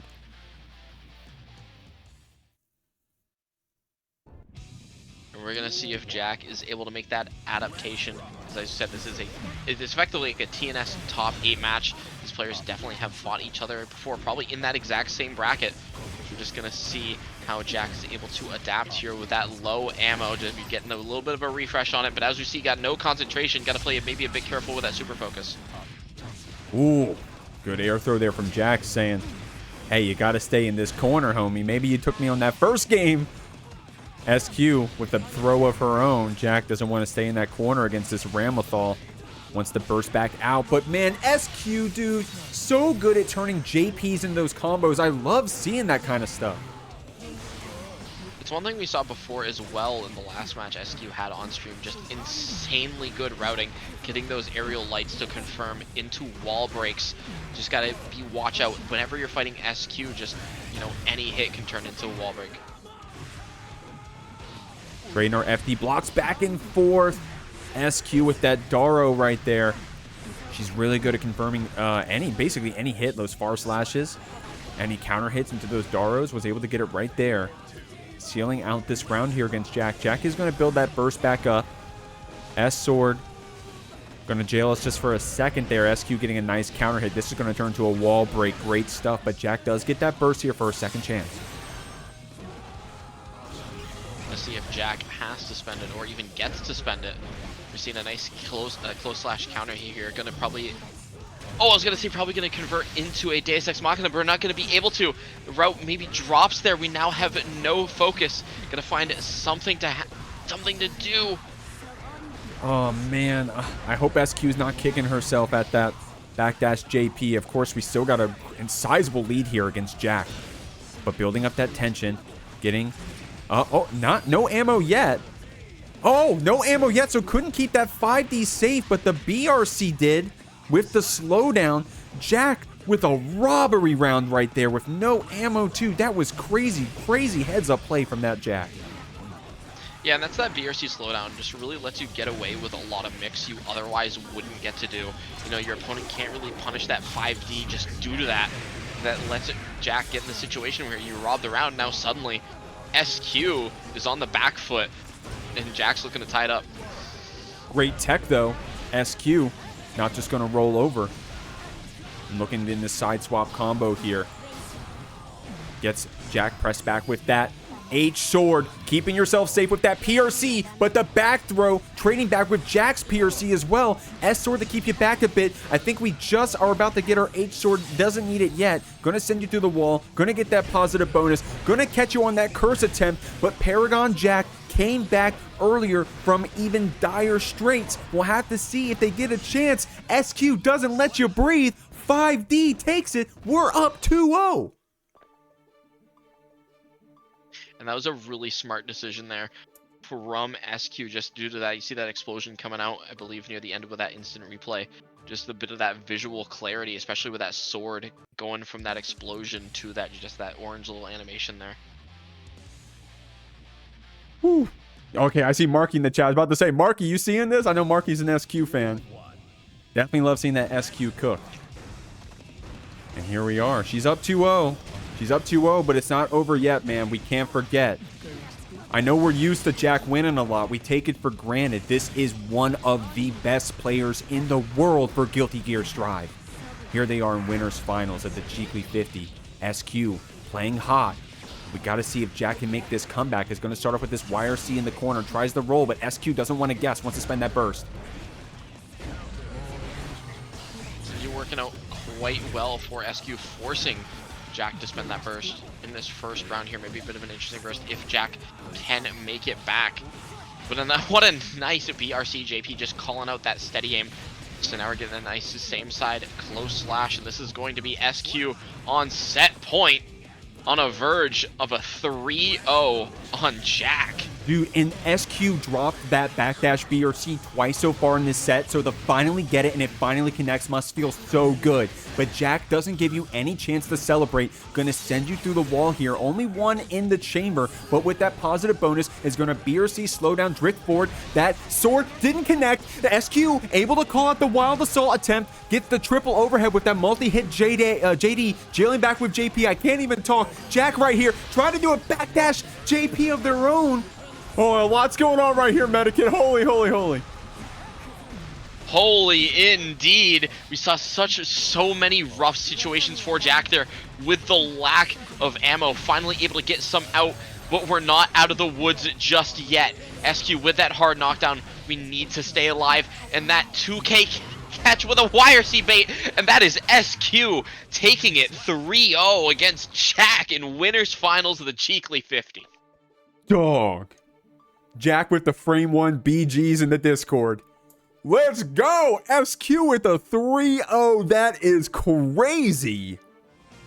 Alrighty, everybody. We're back on our loser side of the bracket of the Jeekly 50. We got Kreeg right out. We got more Happy Chaos action coming up. We got Cloned back on that Slayer. Feels like we've seen this matchup before.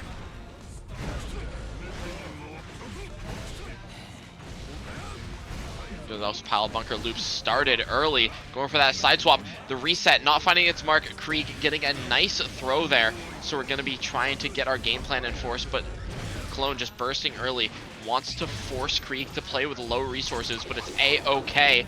Getting that Deus Ex Machina regardless, getting that nice wall break, and we getting that 50-meter queued up and ready to go here shortly. Getting that YRC out immediately. Nice heads-up play there, not wanting to let Clone snowball too early, and what a counter hit success! Yeah, Clone loves using that backdash follow-up, man. And I think all these players watching the stream tonight have been catching on to it right there, able to get that late active frames of the Master's Hammer to get a hit on Kreeg for a soft knockdown. Or rather, a hard knockdown that we're coming to get the Oki off of. You know how it works. But there it is. That backdash follow-up, man. She loves using that. Kreeg did have the burst ready to get a second chance here. Going to play some zoning here. But a little too aggressive on the focus. Has to use the red RC to get out of the corner. Wasn't able to take a shot. But now we got it back. Clone did build up some tension. Going to use it to FD block a bit. But Kreeg getting too antsy with that pressure. Clone gets a back throw incident for her trouble. Some amazing defense from Kreeg here. Ends up getting caught out by the double bite. You know, if you can block well, maybe you can't tech the throw. Well, not even tech the throw, just can't beat the command grab well. Cloned, cooking up. Oh man, so active right there from Kreeg doing that 2P. It did whiff against Clone, but then was so active with our buttons after that we were able to still call out her backdash. Going to keep that power bunker safe with PRC. I like that, using the 5K to catch Kreeg's backdash. Clone really active with this pressure. Man, that's going to kill if it wasn't for Kreeg's burst. Going to get some distance here. Just trying to play really patient here. Not want to get caught out by anything. And then there's just that pile bunker to just take it 1-0. Man. Clone was going to get it right there for us. If it wasn't going to be the burst, I think that Strive Earth probably wasn't going to help us. Going to keep it a buck.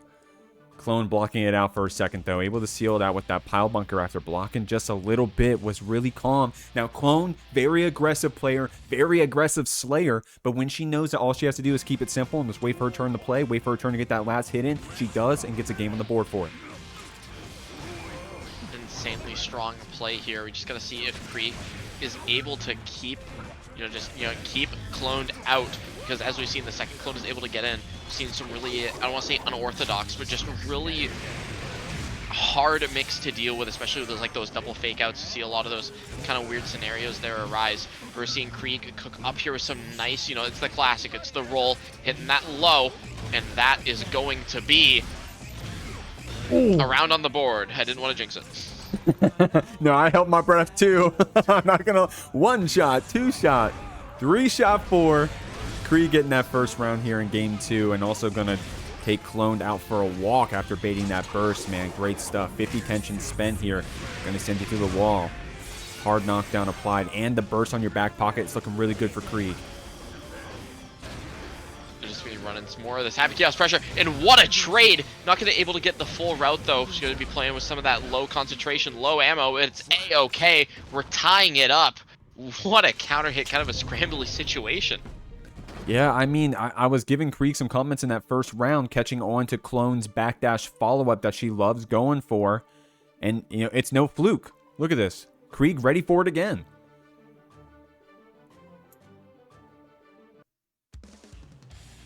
Oh, real quick, want to shout out some follows that we got.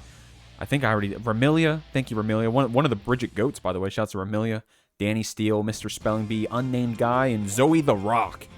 Love y'all coming in for the Jeekly 50. We're here in loser semis. Everybody here on the screen is in the running for that prize pool of $400, yo. Y'all see that? And if it gets to 500, for every dollar, I add $1 for every new YouTube sub. If it gets to 500, the prize split gets updated again, where 5th and 6th place get paid out too. But right now, Clone and Kreeg are already guaranteed to get that payment. Kreeg's just trying to get some more of it with these back throws. Oh, very well for Kreeg. I like that pretty defensive play, noticing that Super Mappa hunch come out, quickly putting away the gun, blocking it out. Clone had tried to burst there just to keep that corner presence, but you know, that back throw is really all you need.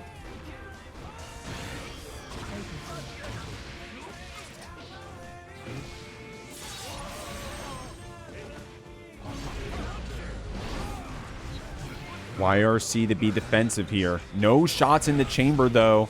So we're trying to get some distance, but Clone fights through the Clone with that Mappa hunch, calling out the fact that Kreeg had no ammo, and we still don't, man. Happy Chaos ain't the same character if we can't press that 5H. Yeah, that's just kind of what happens, where the second you notice that Kreeg has no ammo, Clone just starts to run away with it. Because again, as you said, Happy Chaos is not the same character without that ammo. You need it to place, like, you know, make everything safe and to kind of play your really evil game plan.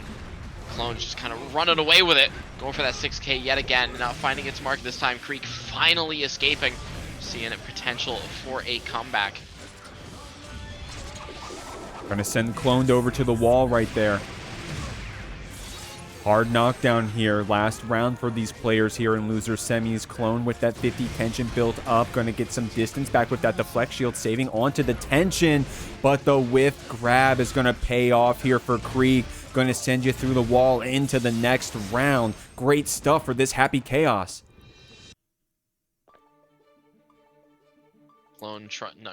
Kreeg trying to keep the tradition alive, you know, at least getting third or better here. And getting up 2-1 against Clone is definitely a good way to get that started.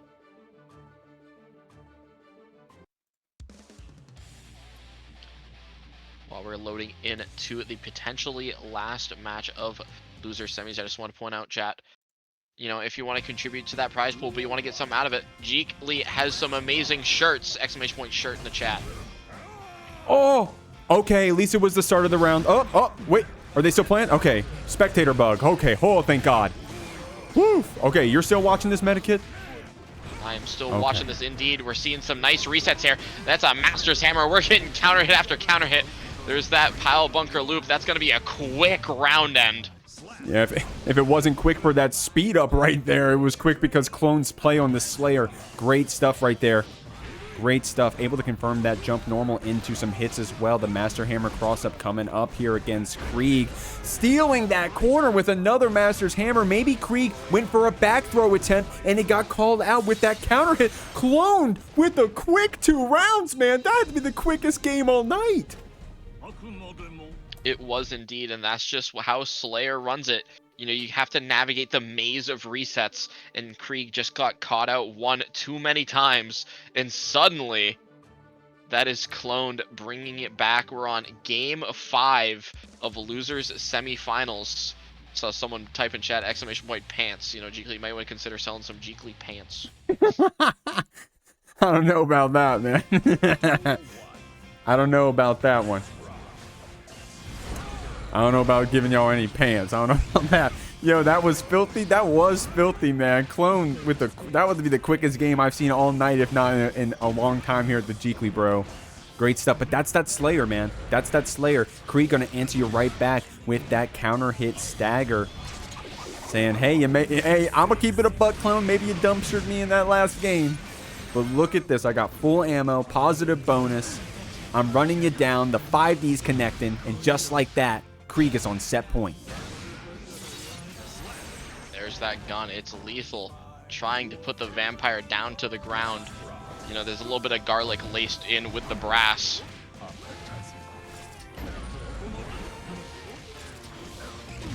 Baiting that burst. Medikits looking strong here for Kreeg. Curse applied. Super coming out.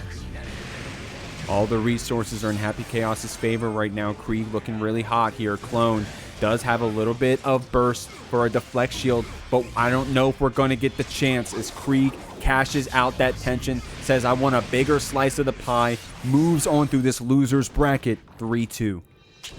Yeah. Guys, this is a run back of the finals of Jeekly 48. Kreeg versus Jack. Jack over there on the default Happy Chaos. Kreeg here on the color 16.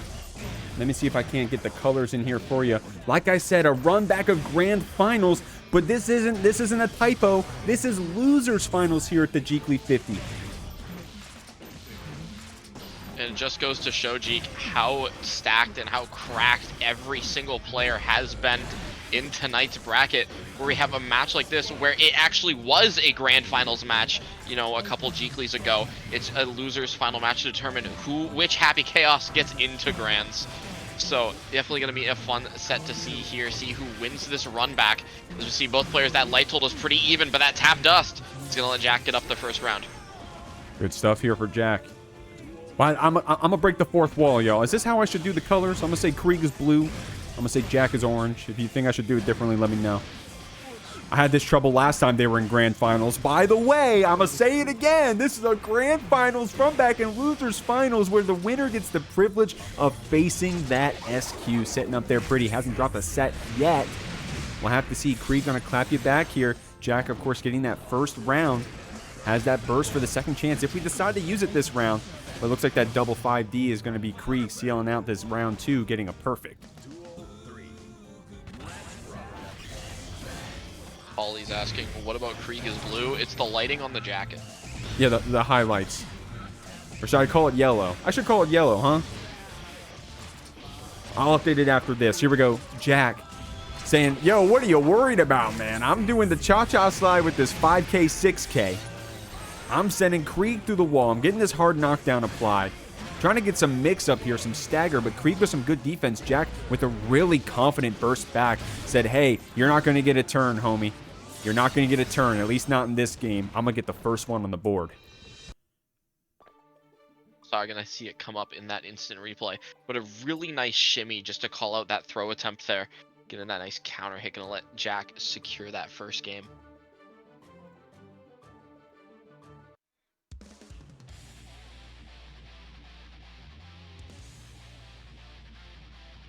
Great stuff.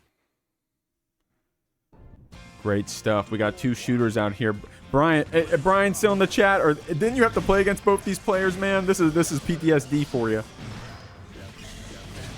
They were making a support group in the chat. Christian Crab and Tasker Brian.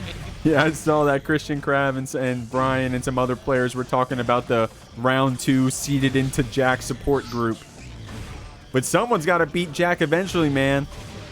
Someone's got to fight Jack eventually. If you're going to win a Jeekly 50 like this one, if Jack's going to enter it, you're going to have to beat them eventually. And Kreeg is facing that problem right now. Jack getting a counter hit. Going to send Kreeg here through the wall. Going to get that curse applied first, and now that J2K Goomba Stomp is going to hurt. Pulling all that ammo, and it won't do it. Alright, guess we're just dead. Holy. It is okay. He had risk. Getting that nice counter hit. JS going to be running our own game plan on Jack this time, trying to pay us back for that insane damage on that Deus Ex Machina. That tapped us, finding it smart, getting our own wall stick here, going for that super focus, letting that wall slump hit. We're hitting our wall slump loops, but we get caught by whiff gunshot. Yeah, that 2S is a hell of a button on its own right, not even considering the fact you can just press 5H after. But Kreeg gonna check you back with our own 2S on Jack's attempt to run up. Evens up the rounds, and induces basically completely even resources here as we go into this last round of game 2. Yeah, and those even resources are potentially going to be important because it let Jack get that nice Wild Assault in while almost immediately getting back the ability to get that Wild Assault so we can refresh to that ammo when we need to. But Kreeg spending that burst out, trying to not let Jack snowball in, because if you let Jack take an inch, they take a mile. But it's A-okay. What a nice YRC roll here. There's that tap dust. It's lethal.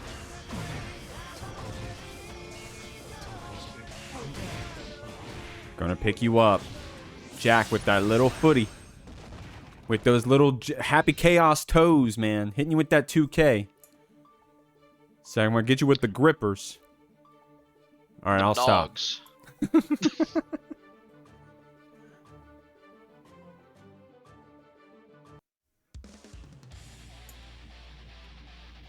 Just like that, Medikit. Those were some close first 2 games, man. We're going to the last round. The score does not represent how close these games have been. Both these players so good on this character, turning any hit into a full combo, any hit into a wall break. They're so clean with it for that reason. Really, their strengths show on this HC. 2 of the best to do it on this character in Strive in general.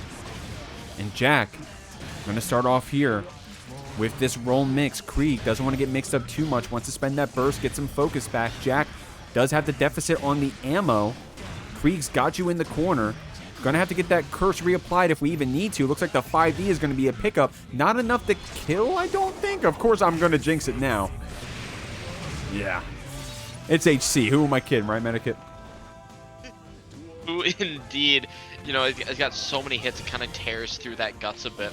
But as well, all the same, we're seeing that tap dust come out on Jack's side here. Now it's just a complete reversal of the momentum here. Seeing, well, suddenly, you know, Kreeg's just got to hold all this happy chaos pressure. I like that decision to run up knowing that, you know, Jack does not have any concentration, so no bullets are going to be flying today, no shots are going to be fired. We just have to open Jack up, and that backdash is what's going to do it. Got the backdash on lock. Jack gonna catch you with that 6S, man. That run up normal's kind of crazy. Gonna cash out that 50 tension. Kreeg, man, of course, is up around here. We still got that tension. We still got a round in the chamber, and that may be all we need starting off here with that PRC to catch Jack. Ends up not finding its mark properly, and that is Jack on set point. But if there's anybody that can do it, it is Kreeg. Kreeg definitely wants revenge for that grand final set, and also just to be able to get into grand finals of the Jeekly 50. We're seeing just trading that steady aim, applying curse to both players here. You know, just a little bit of concentration. Both players trying to get that back here. No burst is going to be there for the rest of the game. That 5D connects, man. Even the happy chaoses themselves aren't immune to it. That 5D, man. Paying off here. Kreeg does have that 50 tension, but may not get a chance to spend it. Jack with that empty hop throw into that fall down cha-cha slide. Jack gets a run back against SQ after winning 3-0. 50 Jeeklys, y'all. 5-0. 50 of these open bracket tournaments, and it comes down to this. SQ. Multiple-time winner here at the Jeekly. Like I said, been signing up since all the way back at the Jeekly 18, I believe. Thank you for that support, SQ. Definitely really appreciate you. Jack showing up recently, taking names, clocking fools out here in the Jeekly Open. Of course, tearing it up recently in the offlines, always in the onlines, and doing so here in the Jeekly as well. We'll have to see if they can come back in this run-back set, or if SQ is going to win the Jeekly 50 without dropping a single set. Yeah, and we're seeing some of that really strong gameplay come out very early from Jack, just kind of putting SQ on the back foot immediately. But nice call out from SQ on that throw attempt, going to be getting us our own wall break here. Not enough meter to get that hard knockdown, and Jack does have that 100 tension, so we can just kind of play around a bit, kind of bait out what we need to. Blocks the YRC and goes for that throw punish, so we have no chance to burst. Man, that, we were talking about those adaptations on the run back set. That was probably one of them. Right there, Jack, knowing that SQ was going to save that 50 tension for a defensive mechanic, calls it out with that run-up shot. And also, Jack's super good and very active with that 2K getting out of the corner. You're seeing it pay off right here. SQ right there. I don't know what the button was, but the 2S getting whiffed by Jack, or whiff punished. I like this from Jack, going to send us through the wall. No tension on their end to try to get a hard knockdown. SQ does have some to play with. Just trying to get that. We had a little bit of a whiff shot attempt there, trying to snag SQ. Not able to find it, however, and we're going to wall stick a bit early here, not getting too much damage. Not enough to kill anyway. So we just need to find that one clean hit, and that tap dust is going to find it, evening up the rounds. Great stuff right there, man. Great stuff. Jack coming off strong, on the hot seat, ready for this run back. SQ didn't stay up there cold, still playing her heart out. And look at that, running up through the shots very confidently here against Jack, keeping that combo going with that 2S, jailed back with that JH, counter hit, answered back with this burst. Jack trying to get something started with these shots, but no ammo medic hit and very low focus. It's going to be a rough scenario to play around with. However, we were able to find a hit, still no ammo. We need to find a space to make that happen. Just trying to play around. Again, that hard knockdown is going to let us get it. We have that 100 tension. Suddenly, it's all Jack. Man, that was some awesome play of Jack in that round, guys. You have to watch that round back on the YouTube if you're watching this one on the VOD. You got to watch that back and watch how awesome Jack plays with having no ammo, man. No ammo, no focus. Barely had 48 tension, not even enough to press RC. And we still were able to hold it up that round and getting a game on the board. Yeah, and with Jack's level of play, it's a level of dominance, as seen from the TNS record. So definitely excited to see just how we approach, again, trying to get to that reset.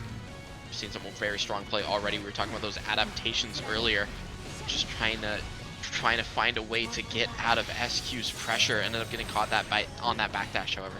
Catching that backdash, man. SQ playing really hot right here. That H-sword pop. Afterwards, the throw gets teched. A little scared with that gun in our face, and I don't blame you.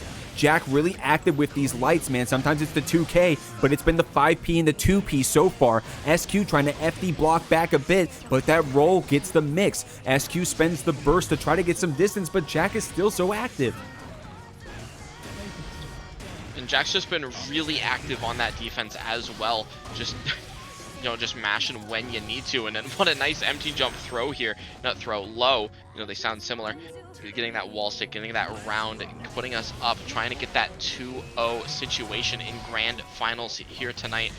Playing a bit defensively here. Ram just have massive normals. You just have to play around. Massive normals and a lot of staggered pressure with those rocks.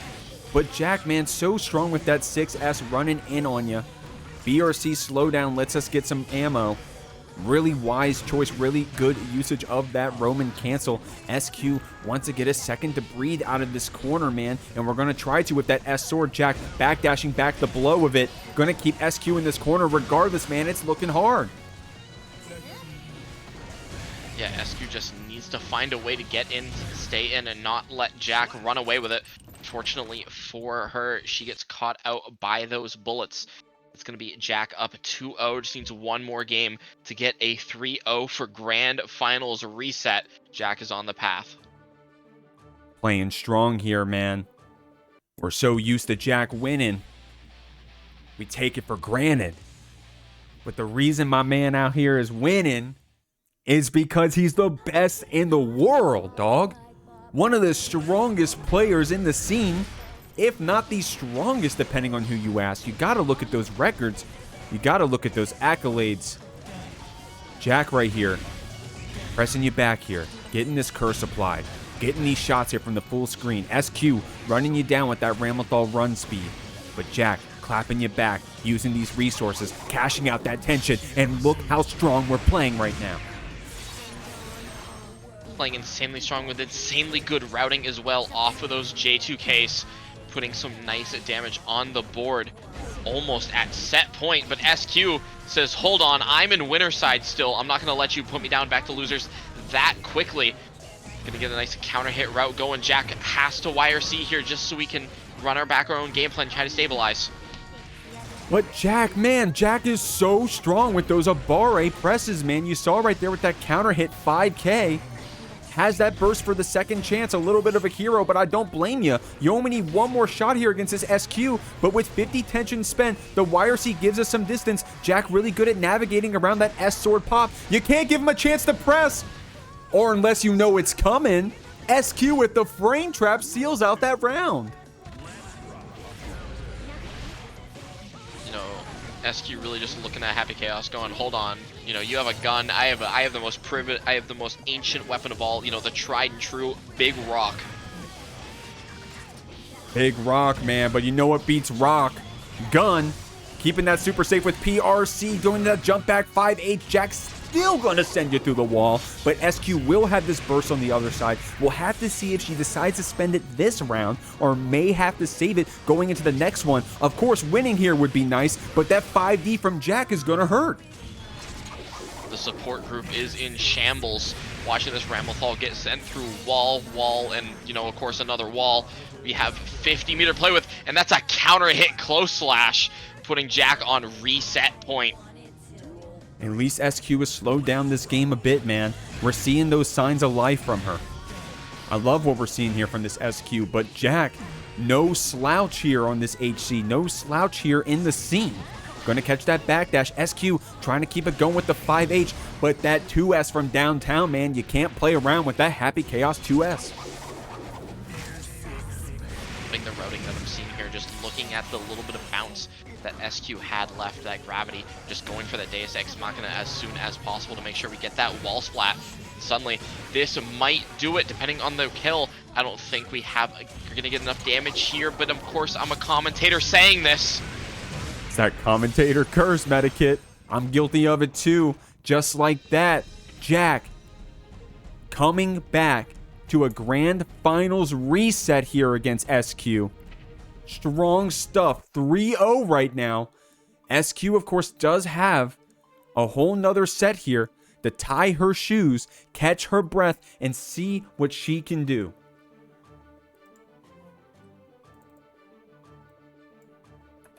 Again, look at the routing. Look at the Jack routing. It's the certified Happy Chaos experience. It's insanely clean here. So we're getting into reset. Everybody, I'm going to need you if you're an SQ enjoyer. I know Markley's out there.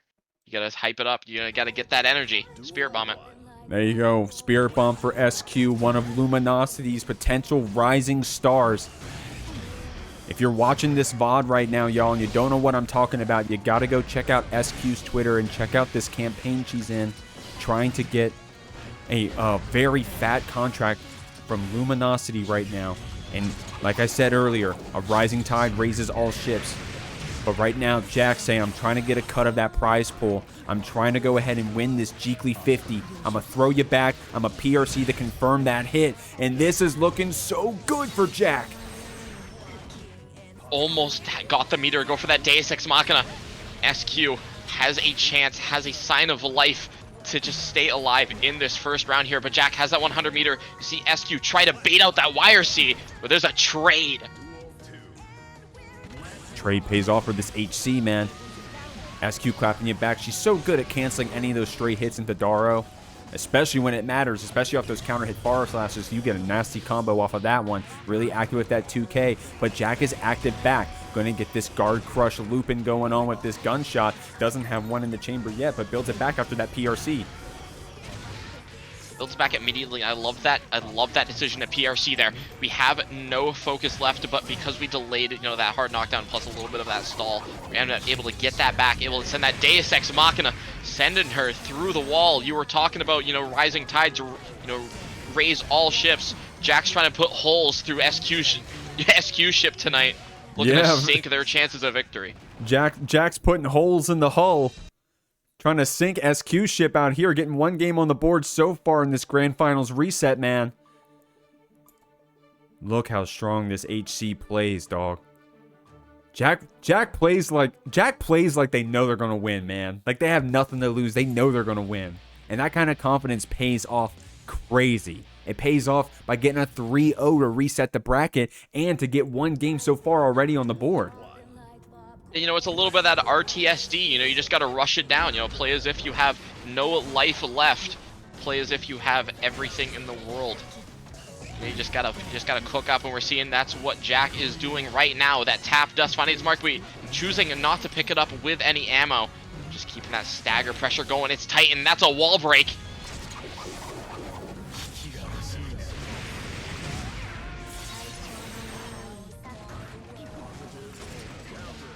And another close slash to do it.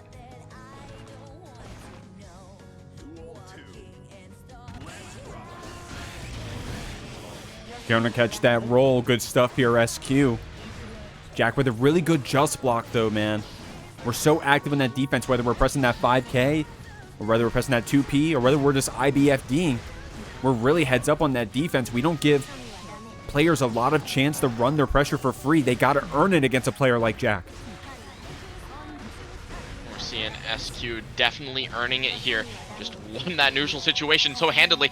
And then there's another throw in the backdash BRC low. Caught Jack a little bit off guard, just due to how often we've seen SQ go for that backdash BRC overhead. You know, it's those adaptations, it's those rotating through your options that's gonna let SQ stay alive and, you know, win the grand finals. We'll have to see those SQ fans. I hope you're cheering for her. I bet she's got a fat viewer count right now cheering her on. Guys, if you can hear me, you got a spirit bomb for this SQ. You got to spam that too. Jack right here, great block on that 5D. Said, hey, I'm a happy chaos player. I know how to block a tap dust. Backdashing with that JK. SQ loves using that overhead option. It pays off for her here. Unfortunately, couldn't keep that wall break coming, so Jack has another chance here. Yeah, so definitely wanted to get that wall break, get that pausing bonus, get that, you know, more damage. But unfortunately just not able to find it. Jack with a throw. We have one in the chamber. We're playing Black Ops 2, and that is going to be 2-0 for Jack. Jack just needs one more game, and that is a 6-0 grand finals, but not if SQ has anything to say about it. We'll have to see, man. I said it earlier. SQ, that game 3 SQ down 2 games, got to be one of the strongest Guilty Gear players I've ever seen. She's taking that deep breath. Her eyes are shut right now. When it says let's rock, she's going to open them up and press that 5K. Oh, I wish I said it faster. I knew it was coming. Baljeeka Prophet, the second they mentioned opening up Jack, we get a nice little counter hit 5K round start. Suddenly, Jack's in the corner on the back foot immediately. Built enough meter for that Morto Bato immediately into that orange part of that health. We're in a rough situation. We're in dire straits. Medikit, I fucking called it, man. What a strong round right there from SQ. And that counter hit into the Daro. Bro, this is the SQ that got to grand finals, bro. This is the SQ that we've been waiting to see. Jack got to play his game for about 5 games now, but SQ said, it's my time to play, homie. Get me on the sticks. Look at that Calvados hard knockdown. Counter hit right there. Red RC, 2S for the OTG. God damn. Double perfect to stay alive.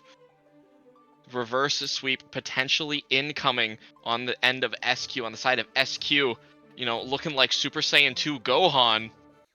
I'm sorry, I had to...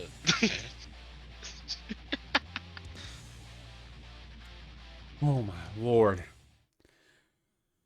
Alright, that was just one game, y'all. Jack still has the lead here. SQ with a really strong round, of course. No one beats SQ when she's down 2 games in game 3. No one beats SQ there. Not even one of the best players in the world, Jack. So we got to see if SQ can keep it going here. Jack with some good FD blocks. Look at that. Oh my god. The Rekka 1 and the Rekka 1. That shit is so nasty. That shit is nasty, dude. You know, SQ really looking at the immediate Season 4 at the beginning, just the routing goes, hold on, let's just peak stagger pressure right here. Ends up working out in the grand finals of the Jeekly 50.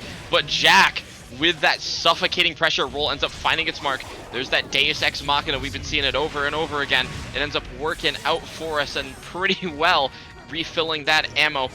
You know, Jack looking to say, hey, you know, you've had your bit of a comeback, but I have all my focus back, and I have all my ammo, so it's my game to play now. Now, SQ did get some distance back with that trade, and good job blocking that 5D, FDing it out, and was ready with the Far Slash when it was her turn. Jack, good job backing out of that S-Sword pop, but checking you with that 2K, SQ catching you with that jump JH, man. She loves that button. You gotta go check out her video on it. S-Sword PRC, good block on the low. The BRC slowdown means Jack gets out of this corner, but the you are 2+, homie, you can't grab quite yet. Cannot grab quite yet, and we have that Wild Assault locking out that burst for a bit. We gotta wait. That risk is cranked. Any hit'll do it, but we block the tap dust, and there's we're able to break out, escape, get that ammo refilled. Then J2K hits. Man, that was insane mix right there from Jack, and that's why they're one of the best players in the scene, bro. Facing this momentum of SQ, facing the dire straits of that round, still keeps it on top, still pulls out the mix, and still closes it out. Look at this wall splat, putting us on set point. Jack clapping back right here against SQ. I like that, spending that burst when the ammo is low, but we get hit by that curse. Suddenly, one more hit'll do it, and this is going to be Jack taking the Jeekly number 50 with an insane turnaround in that last round. Damn, that was the Jeekly 50, yo. Y'all have fun with that one? Let's see if my top 8 graphic thing worked. Okay, here we go. Look at that. Oh my god, this stuff is so clean. So I'm going to sum up this bracket for y'all real quick. You just saw Jack with that 5-win streak. SQ getting that game 6 and a hype game 6. But Jack going to take it over her 3-1. SQ going out at 2nd place. Kreeg going to go down at 3rd. In the Happy Chaos Mirror, but Kreeg never going lower than 3rd in a Jeekly ever. That's consistency. Clone going out at 4th, going to get some of them chicken wings. RedIAmNot out at 5th place. Aboii out at 5th place. Poncho and Cheryo showing up, playing hot, going out at 7th. Yo, that was the Jeekly 50. We've done this 50 times already. As always, Jeek, it was a great time commentating the Jeekly number 50, and always a blast out here watching some gear with you. But also, with regards to me, I know it was mentioned earlier in the stream, but Mr. Bad Guy's Wild Ride is on Sunday. So if you're not tired of any of that gear action, you want more, feel free to come up, have a good time. Registration closes at 4:30 p.m. EST every Sunday. So make sure to come by, have a great time. Have fun, have a great weekend. We'll see you next weekend at AWT. Peace out.